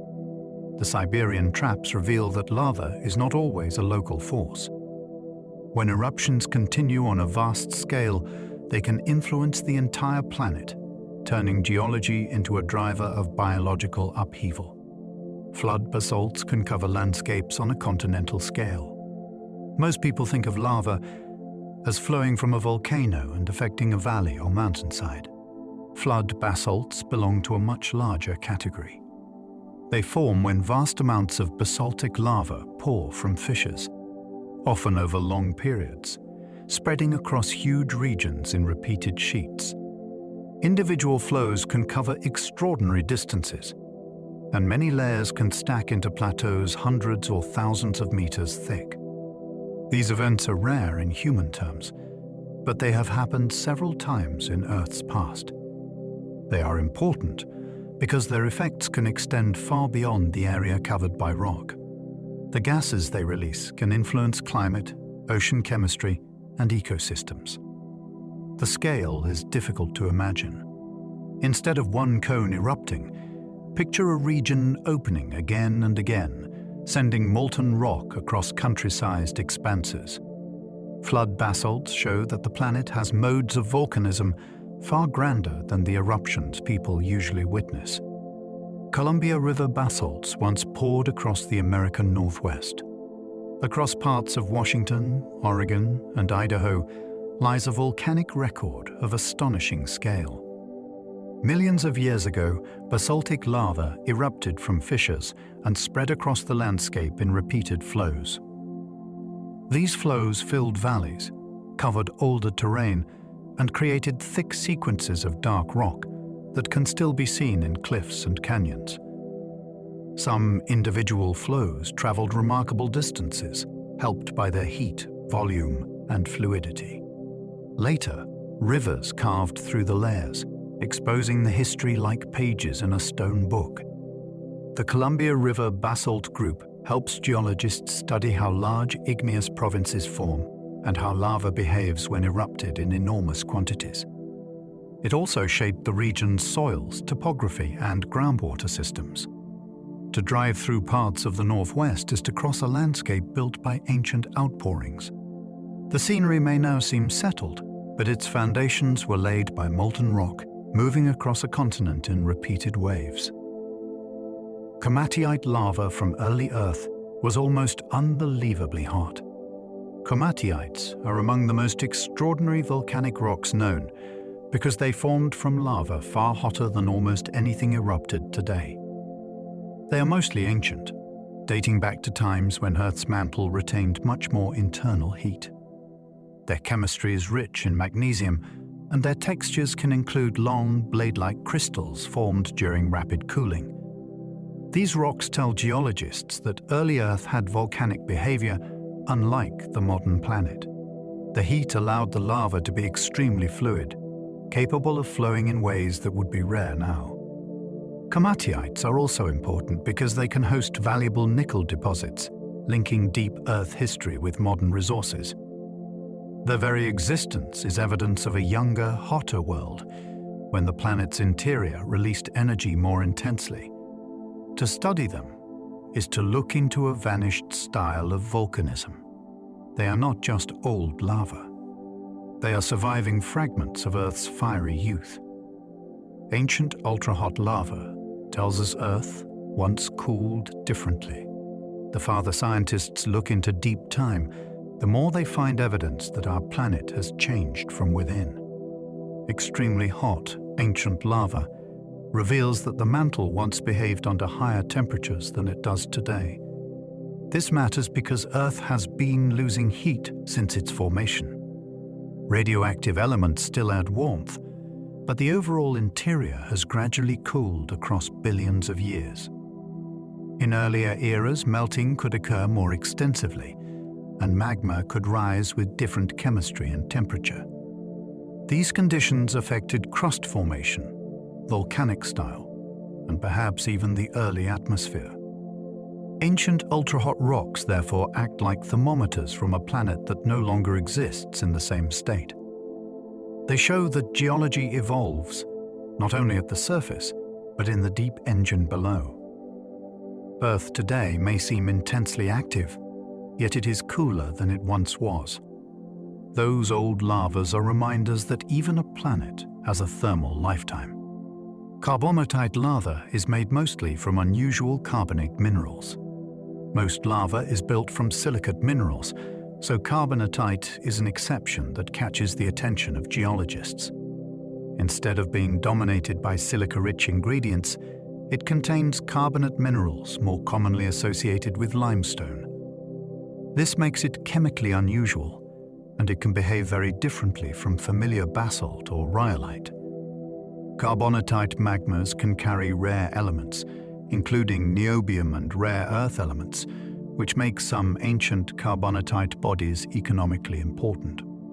Their origins are still a subject of scientific interest because they reveal unusual melting processes in the mantle. They may form from small degrees of melting, separation of immiscible liquids, or complex chemical evolution deep below the surface.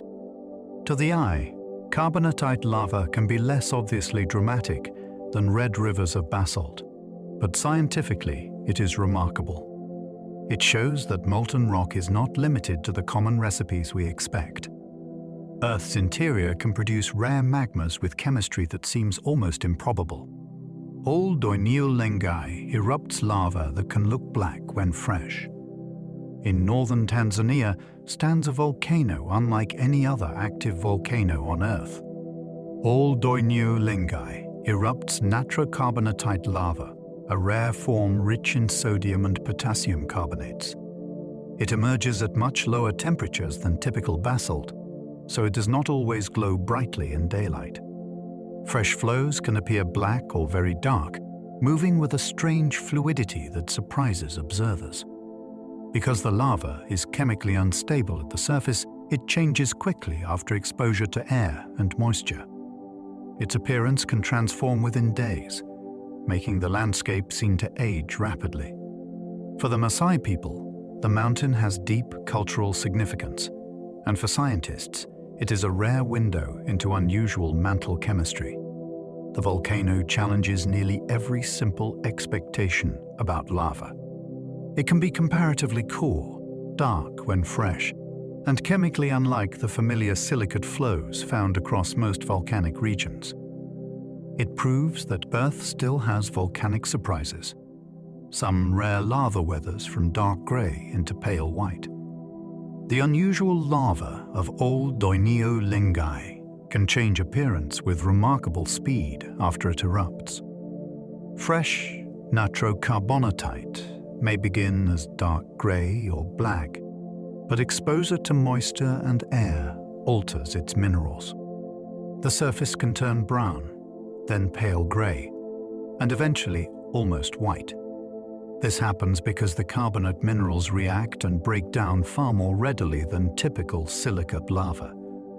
To an observer returning after a short time, a once dark flow may look as though it has been dusted with ash or bleached by age. The transformation is not merely cosmetic. It reveals how unstable the lava is under normal surface conditions. Most lava hardens and then slowly weathers over years or centuries. This rare material begins changing almost immediately. Its rapid alteration gives scientists a chance to watch mineral reactions happen in real time. It is a lava that does not simply cool into permanence. It keeps rewriting itself after eruption. Lava chemistry reveals what Earth's mantle is made of. Every eruption brings a sample from below, though often a modified one. By analyzing elements and isotopes in lava, scientists can infer the nature of its source. Some chemical signatures point to mantle material that has been depleted by earlier melting. Others suggest recycled oceanic crust. sediments or fluids carried down at subduction zones. Isotopes are especially valuable because they act like fingerprints of long geological histories. A basalt from a mid-ocean ridge does not tell the same story as one from a volcanic island.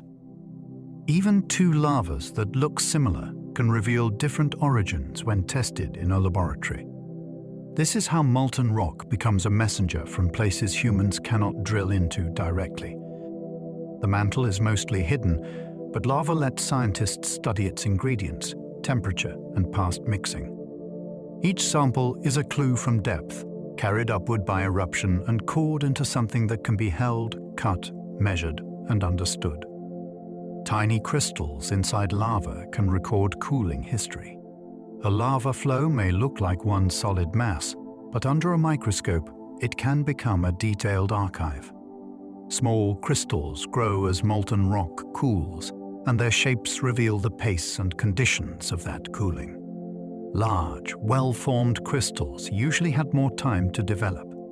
Tiny crystals often suggest faster cooling. Some crystals begin growing underground before eruption, then continue changing at the surface. Others trap chemical zones inside them, recording shifts in temperature, pressure, or magma mixing. To a geologist, a crystal is not just a mineral grain. It is a witness. Its edges, layers, and inclusions can show where the magma paused, how it rose, and what changed before eruption. This is especially powerful because the surface flow is only the final chapter.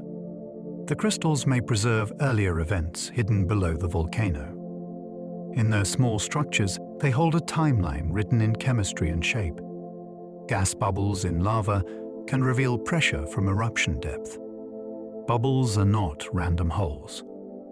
They are physical records of gas expanding as pressure decreases. Deep underground, gas can remain dissolved in molten rock because the surrounding pressure is high. As magma rises, bubbles begin to form and grow. Their size, shape, and distribution can help scientists estimate how the eruption unfolded. A rock filled with stretched bubbles may show that the lava was moving while gas expanded. A layer with many small bubbles may indicate rapid nucleation during pressure drop. In some cases, the amount of trapped gas helps reconstruct how much volatile material the magma carried before eruption. This matters because gas drives many volcanic hazards. By studying vesicles in cooled lava, researchers can read the history of ascent after the event is over. The bubbles are empty now, but they once held the force that changed the eruption. They are little fossil chambers of pressure, frozen into rock. Lava minerals can act like clocks for ancient eruptions. Certain minerals contain radioactive elements that decay at known rates, which allows scientists to date volcanic rocks. When lava cools and minerals crystallize, some of these natural clocks begin recording time. By measuring parent and daughter isotopes in the laboratory, researchers can estimate when the rock formed. This has transformed our understanding of Earth history. Lava flows can be matched to reversals in magnetic field, linked to fossils, or placed within timelines of climate and extinction. Dating also reveals how often a volcano erupted in the past, which helps assess future risk. Different methods work for different ages and minerals, so geologists choose carefully.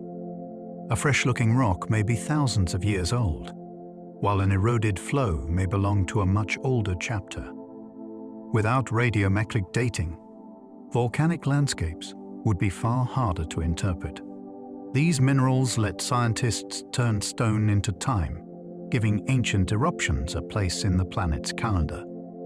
Magnetic minerals in lava remember Earth's past magnetic field. When lava cools, tiny iron-bearing minerals can lock in the direction of Earth's magnetic field at that moment. While the rock is hot, the magnetic signals are free to adjust.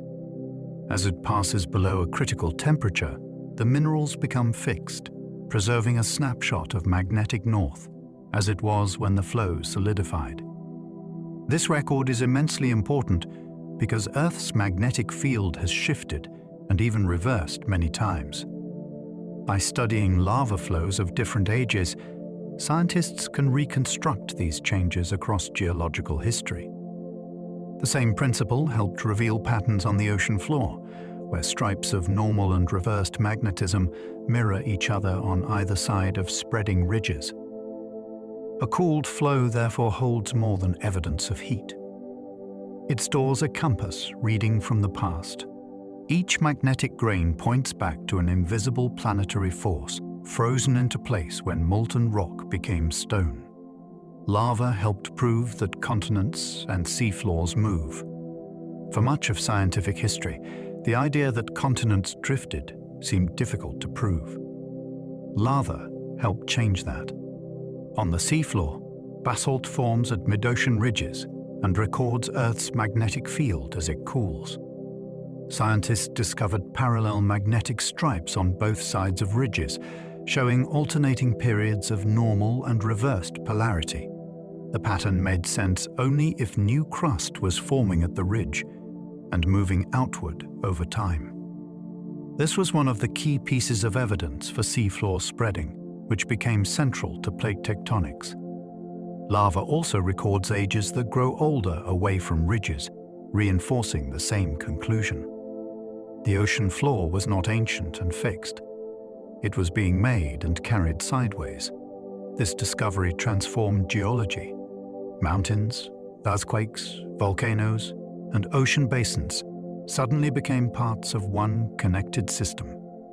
Cooled lava on the seafloor helped reveal that Earth's surface is in motion. Seafloor lava forms new crust along mid-ocean ridges. Beneath the oceans, long mountain chains mark places where tectonic plates pull apart. As the plates separate, mantle rock rises to fill the gap. Pressure drops during that rise, allowing some of the mantle to melt.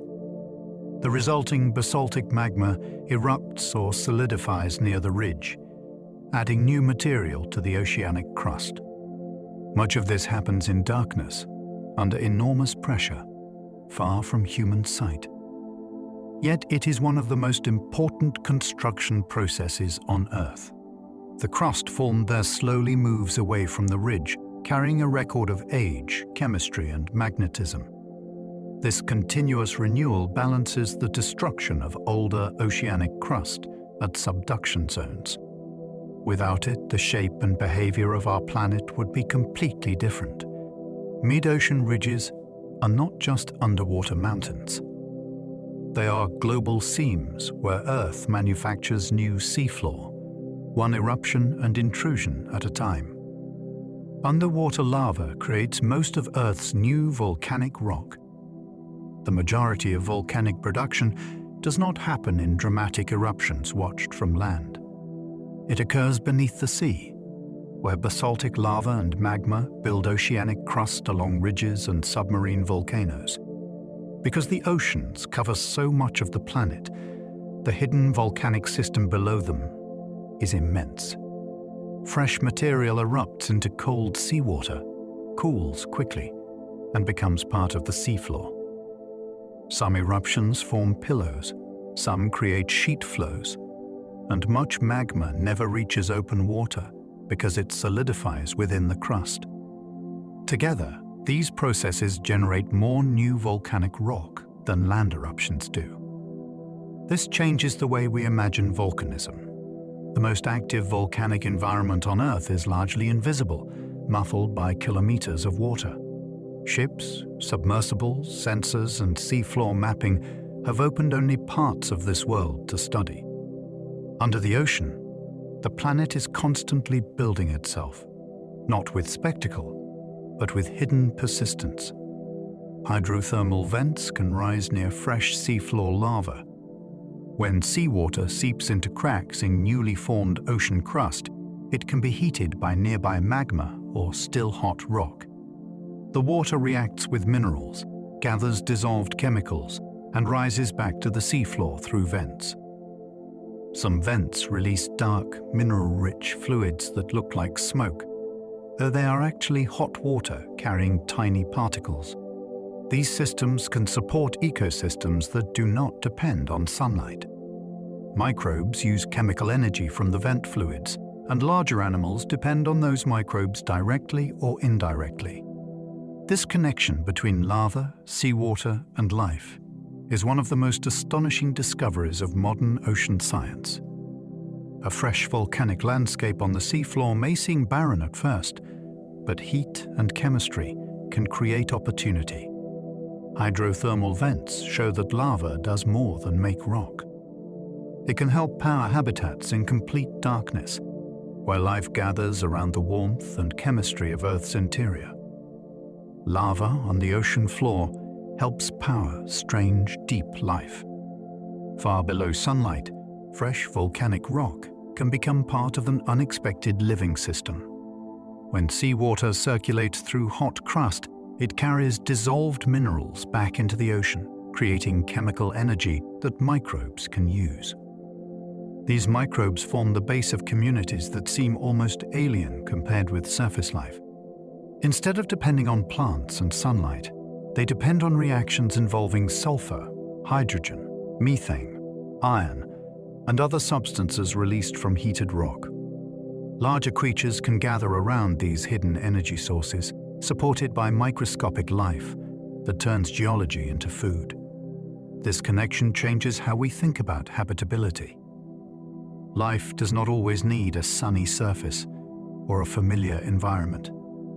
It can thrive where rock, water, and heat meet in darkness. Ocean floor lava, therefore, does more than build crust. It helps create chemical landscapes where biology can take hold. In the deep sea, a volcanic flow may become the foundation for an entire unseen world. Under ice, lava can melt tunnels and build flat mountains. When an eruption happens beneath a glacier, the lava meets a frozen ceiling instead of open air. The heat melts ice quickly, creating water that chills the lava and can trap it in unusual shapes. If the eruption continues under thick ice, the molten rock may pile up against the glacier walls and form a steep-sided, flat-topped mountain once the ice disappears. These landforms are called tuyas, and they are powerful clues about ancient climates. Their shape tells scientists that ice once covered the area during the eruption. The interaction can also create sudden floods if meltwater escapes from beneath the glacier. In Iceland and other volcanic regions, eruptions under ice are watched carefully because water, heat, and pressure can change rapidly. This kind of volcanism joins two extreme parts of Earth's system. Fire rises from below, ice presses from above, and between them the landscape is reshaped in a form that neither could make alone. Icelandic tuyas formed when eruptions met thick, ancient ice. Across Iceland, some mountains carry the memory of Ice Age eruptions in their very shape. A tuya often has steep sides and a broad, flattened top, unlike the pointed cone many people expect from a volcano. This form develops when lava erupts beneath a glacier and cannot spread freely. The surrounding ice acts like a mold, confining the eruption while meltwater chills and fractures the lava. As material accumulates, it may eventually rise above the ice or remain trapped beneath it. When the glacier later melts away, the volcanic pile is left standing as evidence of the vanished ice that shaped it. For geologists, tuyas are like frozen climate records made of rock. Their elevation and structure can reveal how thick the glacier was when the eruption occurred. They also show that landscapes are often collaborations between forces. In Iceland, ancient fire did not simply break through ice. It was sculpted by it. Lava can trap pockets of steam beneath its crust.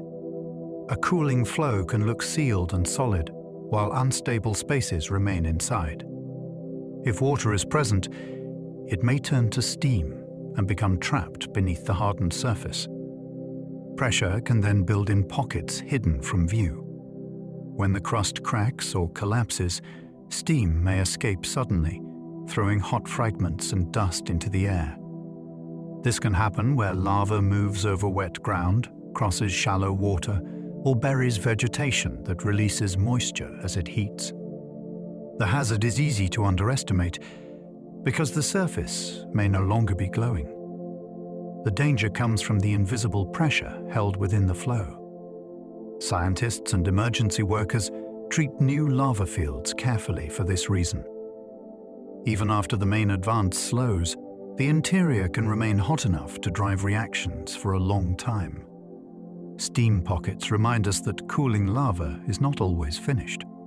It can keep changing, shifting, and releasing energy from inside. A lava lake is molten rock held inside a crater.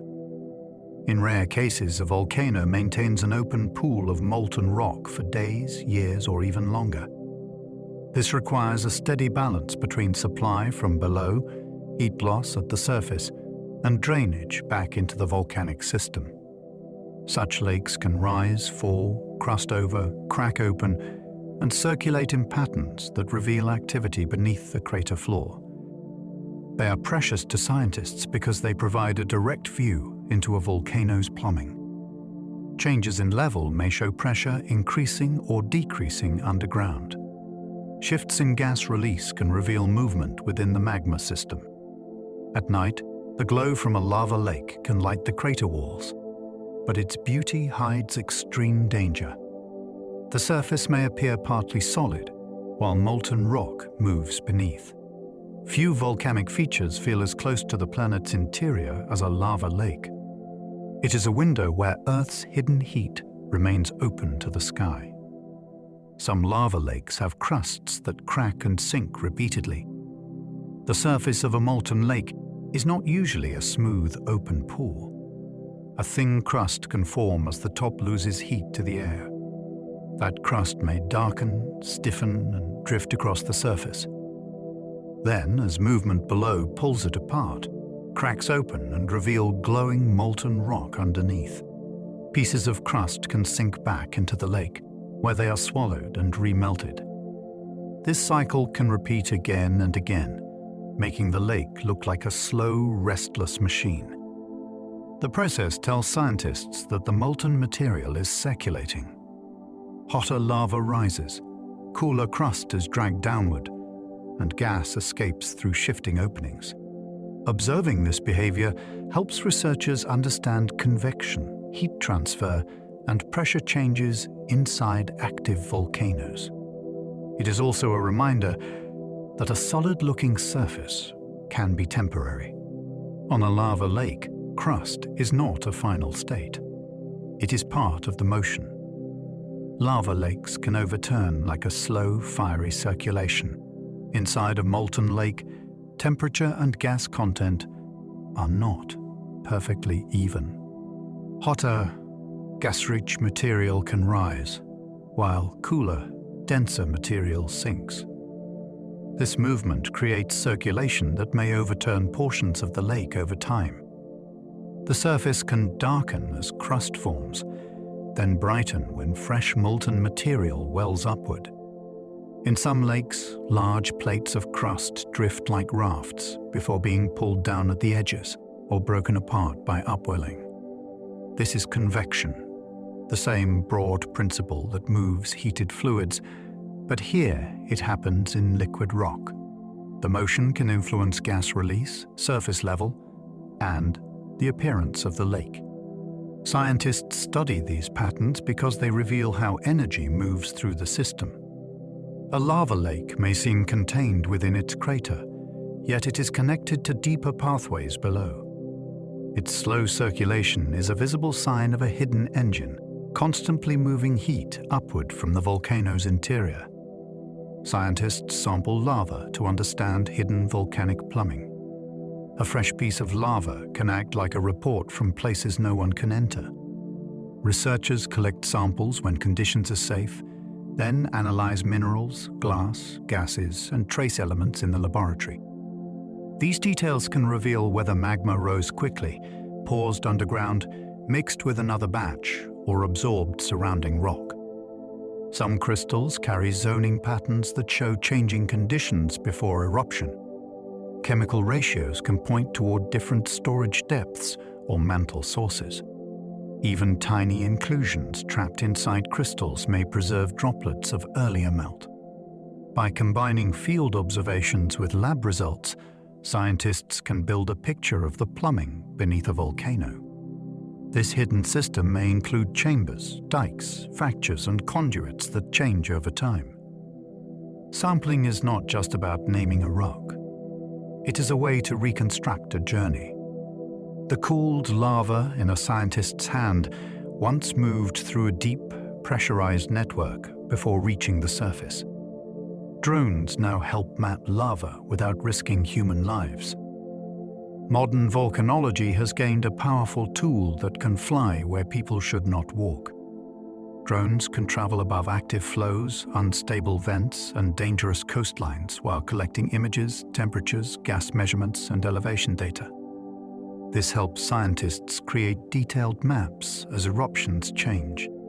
A drone can reveal where a flow is advancing, where new breakouts have opened, and where the ground may be cracking. It can also reach areas cut off by heat, fumes, or broken terrain. The value is not only convenience. It can keep researchers, emergency workers, and residents safer by reducing the need for close approach. Repeated flights allow teams to compare changes from day to day or hour to hour. In a volcanic crisis, information can guide evacuations, road closures, and hazard forecasts. Drones do not remove the danger of lava, but they give humans a safer way to watch it, measure it, and understand its path. Thermal cameras can track lava even through smoke and darkness.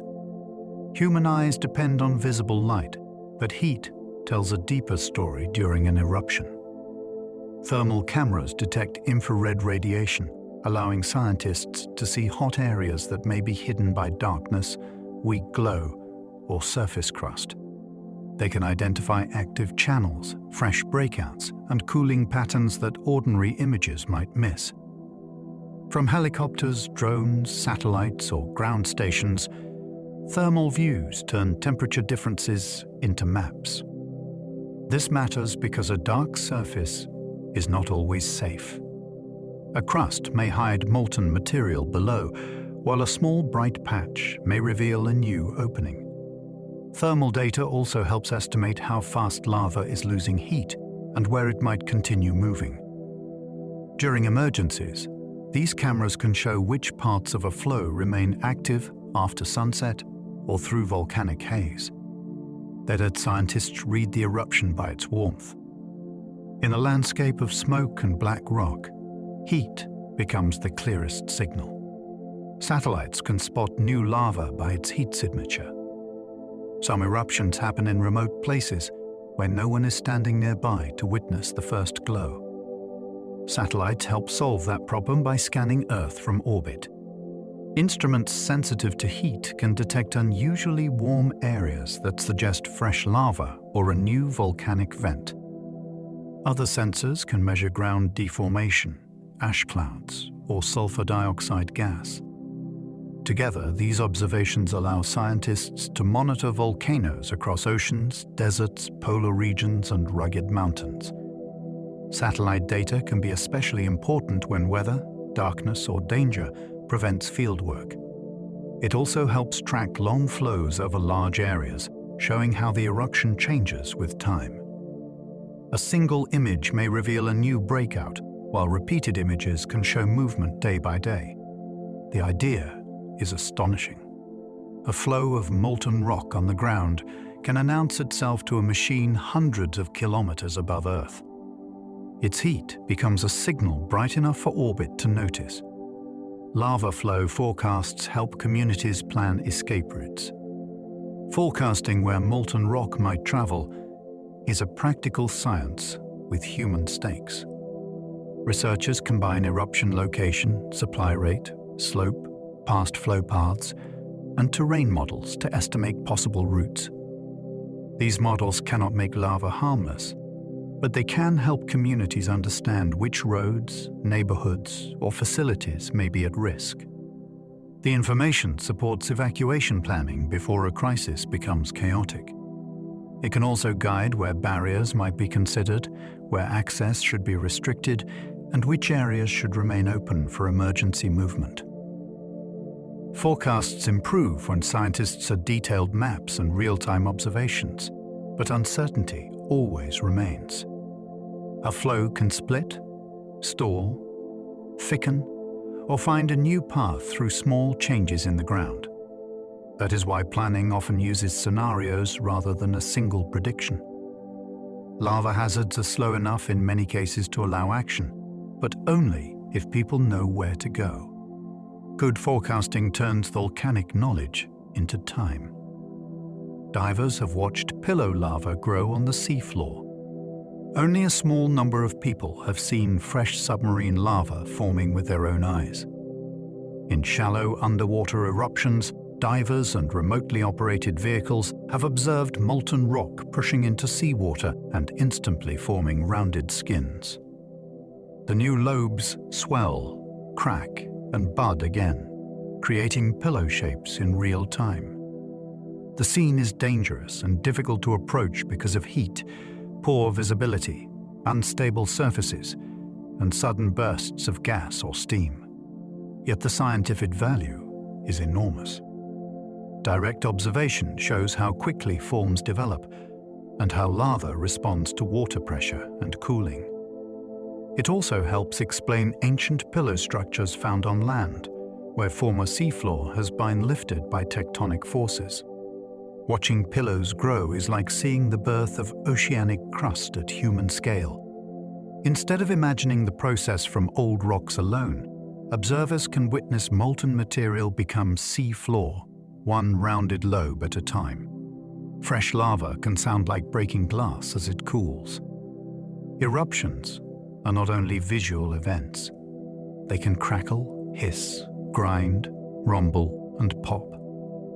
One of the most striking sounds comes as fresh lava cools and contracts. Glassy surfaces can fracture rapidly, producing sharp noises that resemble breaking glass or ceramic. As the crust stiffens, internal stress builds because the outside cools faster than the hotter interior.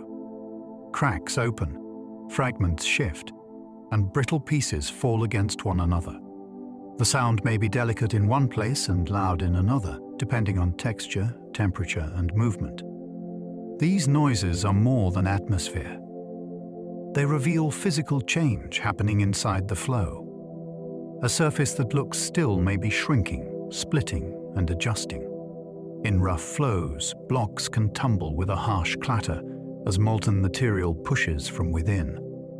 To listen to fresh lava is to hear rock changing state. The flow is cooling into permanence, but it does so with tiny fractures announcing every step. Moving lava may hiss as trapped gases escape. As molten rock advances, gases can continue leaving it through cracks, bubbles, and openings in the crust. The escape may produce hissing sounds, especially where hot gases pass through narrow spaces or interact with moisture. This sound can accompany a flow that is otherwise moving slowly, giving it a living quality from a safe distance. The gas may include water vapor, carbon dioxide, sulfur compounds, and other volcanic emissions. Some are irritating or hazardous, which is why sound should never invite curiosity too close. Hissing can also come from lava heating damp ground, vegetation, or water caught beneath the surface. Each sound marks a release of pressure or a reaction with the surrounding environment. For scientists, gas escape is part of the eruption's behavior. It affects cooling, bubble textures, and the way the lava crust develops. For listeners, it is a reminder that a flow is not silent stone. It is still actively changing. Cooling lava shrinks and cracks into polygonal columns. Some of the most beautiful volcanic landscapes form after the eruption is over.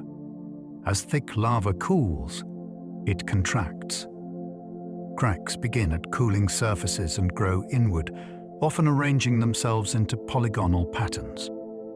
Under the right conditions, these cracks divide the rock into columns, commonly with 5 or 6 sides. The shapes are not carved by hands. They emerge from physics as the cooling rock tries to relieve stress efficiently. Column size can depend on cooling rate. Slower cooling often produces larger columns, while faster cooling can create smaller ones. The columns may stand vertically, curve, or fan outward depending on how heat escaped from the flow or intrusion. Their regularity can seem almost architectural, but they are natural fracture patterns. They show that lava continues to create structure even while solidifying. What begins as a glowing mass can end as a field of stone pillars, each one shaped by the slow loss of heat.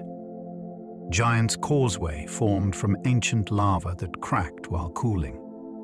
On the coast of Northern Ireland, thousands of basalt columns step down toward the sea. Their remarkable geometry has inspired legends, but their origin lies in volcanic cooling. Around 60 million years ago, lava spread across the region as part of a much larger volcanic province connected to the opening of the North Atlantic. As the basalt cooled and contracted, cracks formed in a repeating pattern, creating the columnar shapes seen today. Erosion later exposed the columns, and the ocean shaped the dramatic shoreline around them. The result is a landscape that feels designed, though it grew from heat flow, contraction, and time. Each column is part of a once continuous body of molten rock that fractured as it became solid. Giant's Causeway is powerful because it joins mythic appearance with clear science. It shows how simple physical rules can produce a place so strange and beautiful that people once explained it with giants.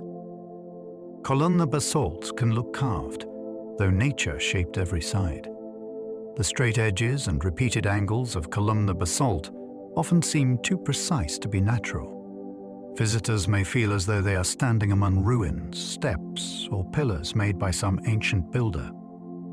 Yet the pattern comes from cooling and contraction alone. As lava or shallow magma loses heat, it shrinks. Cracks spread in networks that tend toward efficient spacing, forming polygons. These cracks extend through the rock, separating it into columns. Later, erosion exposes them, sometimes leaving cliffs of vertical prisms or pavements of flat tops. The sides can look cut because fractures are often clean and continuous. No chisel is needed. Time, temperature, and stress do the work. Columnar basalt is a reminder that nature can produce geometry without intention. It also helps scientists interpret cooling histories in old volcanic regions. The shape of the columns can reveal where heat escaped and how the molten body solidified. Lava can preserve footprints if ash and mud harden nearby. Molten rock is usually too destructive to preserve delicate traces directly, but volcanic landscapes can create perfect conditions nearby. Ash can fall over wet ground and form a soft surface. People or animals may walk across it, leaving impressions. Later, layers of ash, mud, or volcanic sediment can cover and protect those marks. Over time, the material hardens into rock, preserving a moment of movement from the past. In some places, ancient footprints near volcanic deposits have revealed details about human ancestors, animal behavior, and changing environments. The key is timing. The surface must be soft enough to receive the print, then buried before wind or water erases it. Volcanic activity can provide both the material and the rapid covering needed for preservation. Such footprints are moving because they record life passing through a restless landscape. A volcano may erase forests and reshape ground, yet it can also save a single step for thousands of years. Some lava fields look lifeless but hide growing ecosystems. A cooled flow may appear empty from above, especially when the surface is dark, cracked, and dry. Yet life often begins in sheltered microhabitats that are easy to miss. Moisture collects in crevices. Wind-blown dust settles in pockets. Tiny organisms use shaded spots where temperatures are less extreme. Over time, microbes, lichens, mosses, insects, and hardy plants can begin to occupy the new surface. The process may be uneven, with life gathering first in cracks, low areas, or places where birds and wind deliver organic material. To an ecologist, a lava field is not simply a dead zone. It is an early-stage landscape where colonization can be watched almost from the beginning. These places help scientists understand succession, adaptation, and the creation of soil. The hidden life may be small, but its importance is large. It turns bare rock into a living system, slowly preparing the way for more complex communities. Lava caves may shelter rare insects and microbes. After a lava tube drains and cools, it can become an unusual habitat. The entrance may allow limited food and moisture to enter, while deeper passages remain dark, stable, and protected from surface extremes. Some insects, spiders, and other small animals adapt to these conditions, sometimes becoming rare species found only in a single cave system or island. Microbes can also live on walls and mineral surfaces, using limited energy sources in ways researchers are still studying. These communities are fragile because they may depend on specific humidity, temperature, airflow, and nutrient input. Human disturbance can easily damage them.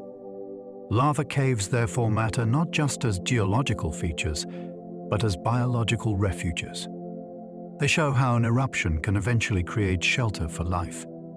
A tunnel formed by molten rock may later become a quiet world of specialized organisms, hidden beneath a landscape that once burned with heat. Moon lava once filled huge basins called lunar maria. The dark patches visible on the moon are not seas, even though early observers called them maria. They are vast plains of ancient basalt. Billions of years ago, large impacts created deep basins on the lunar surface.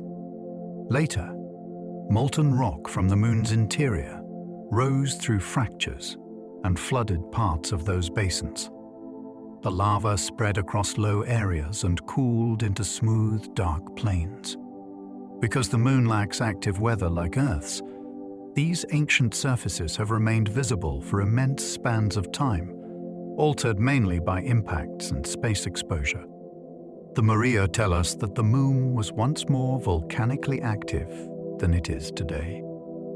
They also preserve a record of its cooling interior. When astronauts brought back lunar rocks, scientists could date and analyze these basalts, turning the familiar face of the moon into a geological history. Those dark plains are frozen lava seas, silent evidence of a warmer lunar past. Lunar lava tubes may become shelters for future explorers. The moon's surface is harsh. It has no breathable atmosphere, no global magnetic shield, extreme temperature swings, and constant exposure to radiation and micrometeorites. Ancient lava tubes could offer natural protection from many of these hazards. If the tube roof is thick and stable, the space beneath could provide shelter for equipment, habitats, or scientific stations. Orbiting spacecraft have identified pits that may be skylights into such underground passages.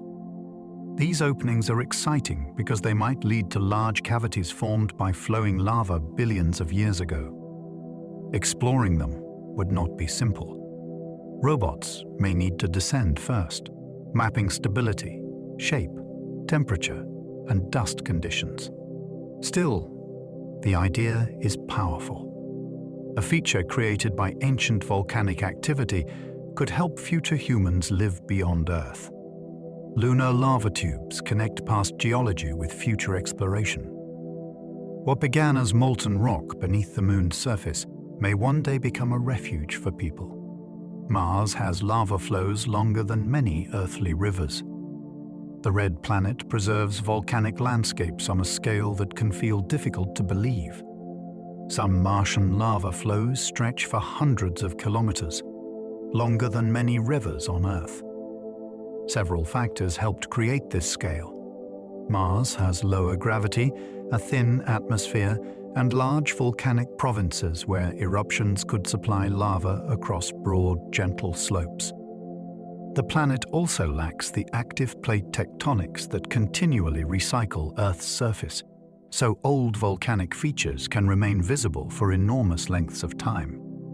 From orbit, scientists can trace channels, flow fronts, and layered plains that reveal how lava moved across the Martian landscape. These flows help reconstruct the planet's thermal history and show that Mars was once far more geologically active than it appears today. They also raise questions about past heat, subsurface water, and possible habitats. On Mars, lava did not merely decorate the surface. It helped build regions so large they can be studied from space. Olympus Mons grew from lava eruptions on an immense scale. The largest volcano in the solar system rises on Mars. Olympus Mons is so wide that a person standing on its slopes might not easily sense they were on a mountain at all. Its great size is partly possible because Mars does not have Earth-like plate tectonics moving crust over hotspots. Instead, a volcanic source could keep building in roughly the same region for a very long time. Flow after flow added to the shield, spreading outward across gentle slopes. Lower gravity also allowed the structure to grow taller than comparable volcanoes on Earth. The summit caldera, formed by collapses after magma withdrawal, is itself enormous. Studying Olympus Mons helps scientists understand how volcanism works on a planet with different gravity, crustal behavior, and interior evolution. It is not just a big mountain. It is a monument to what lava can build when time, place, and planetary conditions allow growth on a colossal scale. Venus appears covered with vast volcanic plains and old lava. Radar mapping has revealed that Venus is a world shaped heavily by volcanism. Thick clouds hide its surface from ordinary cameras, but radar can penetrate the atmosphere and show broad plains, volcanic rises, channels, domes, and flow-like features. Much of the planet appears covered by volcanic material, suggesting that lava has played a major role in resurfacing it. Venus is similar to Earth in size, yet its surface conditions are extreme, with crushing pressure and intense heat. These conditions affect how rocks behave and how volcanic features are preserved. Scientists still debate how active Venus is today, but evidence suggests volcanic processes may not be entirely ancient. Understanding its lava plains helps researchers compare planetary evolution. Why did Earth develop oceans, plate tectonics, and a habitable surface, while Venus became so hostile? Its volcanic landscape may hold part of the answer. Beneath those clouds lies a planet where lava has written much of the visible story. Jupiter's moon. Io has the most active lava eruptions known. Io is a small world caught in a powerful gravitational struggle. Jupiter and neighboring moons constantly flex its interior, generating enormous heat through tidal forces. That heat drives volcanic activity far beyond anything seen on Earth today. Spacecraft have observed eruption plumes, hotspots, lava flows, and changing surface deposits. Some eruptions on Io are so energetic that they can be detected by telescopes from Earth. Its surface is continually repainted by sulfur compounds and volcanic material, giving it bright yellows, reds, whites, and dark patches. The activity is not powered by plate tectonics like much of Earth's volcanism. It comes from orbital mechanics turning gravitational stress into internal heat. Io shows that a world does not need to be large to be geologically fierce. With the right forces acting on it, even a moon can become a volcanic powerhouse. It is one of the most vivid examples of lava beyond our planet. Some lava on Io may be hotter than Earth's today. Observations of Io have revealed extremely high eruption temperatures, leading scientists to consider whether some of its lavas may be ultramafic, similar in broad concept to very hot lavas from early Earth. If so, Io may offer a living glimpse of volcanic styles that are mostly extinct on our planet. Its intense heat is driven by tidal flexing rather than leftover formation heat alone, which makes it a very different kind of volcanic world. The hottest eruptions can produce powerful infrared signals, visible to spacecraft instruments and sometimes to Earth-based telescopes. Studying these temperatures helps scientists infer composition, eruption rate, and how Io loses internal heat. It also connects planetary science with deep Earth history. Our planet once produced much hotter lavas than it usually does now. Io may still be erupting material that reminds us of that ancient intensity. In the outer solar system, a small moon keeps alive a style of fire Earth has largely outgrown. Ancient lava on meteorites helps date the early solar system. Some meteorites are pieces of once molten worlds. They formed on asteroids, the Moon, Mars, or other early bodies where volcanic activity or melting created igneous rocks. When these fragments fall to Earth, scientists can analyze their minerals and isotopes to determine when they crystallized. These dates help build a timeline for the early solar system, including when small planets heated, melted, differentiated, and cooled. Certain basaltic meteorites come from the asteroid Vesta, offering evidence that even relatively small bodies once had internal melting and lava-like processes. Martian meteorites preserve volcanic histories from another planet, carried to Earth after impacts blasted them into space. Each specimen is rare because it connects laboratory measurements with events billions of years old. A meteorite may look like an ordinary stone, but inside it can hold the age of an ancient flow from a vanished or distant world. It is planetary history delivered by chance. Every cooled lava flow is a finished chapter of planetary heat. Once molten rock becomes solid, the eruption's motion stops, but its record remains. The surface texture, mineral crystals, chemistry, fractures, bubbles, and magnetic signature all preserve parts of the story. A flow can reveal where it came from, how hot it was, how quickly it moved, what gases it carried, and what environment it entered. On Earth, erosion, plants, rivers, and weather may gradually soften its edges. On the Moon or Mars, a flow may remain readable for billions of years. This is why lava matters far beyond the drama of eruption. It is a way planets release internal energy and leave evidence behind. Each cooled flow is a trace of heat, escaping from the inside to the outside. Some are small enough to cross on foot. Others cover regions visible from orbit. Together, they show that rocky worlds are not just objects in space. They have interiors, histories, and moments when their hidden warmth reaches the surface. And so, we come to the end of our journey through lava. Tonight, we followed molten rock from its hidden beginnings beneath the crust to the moment it reaches the surface and becomes visible.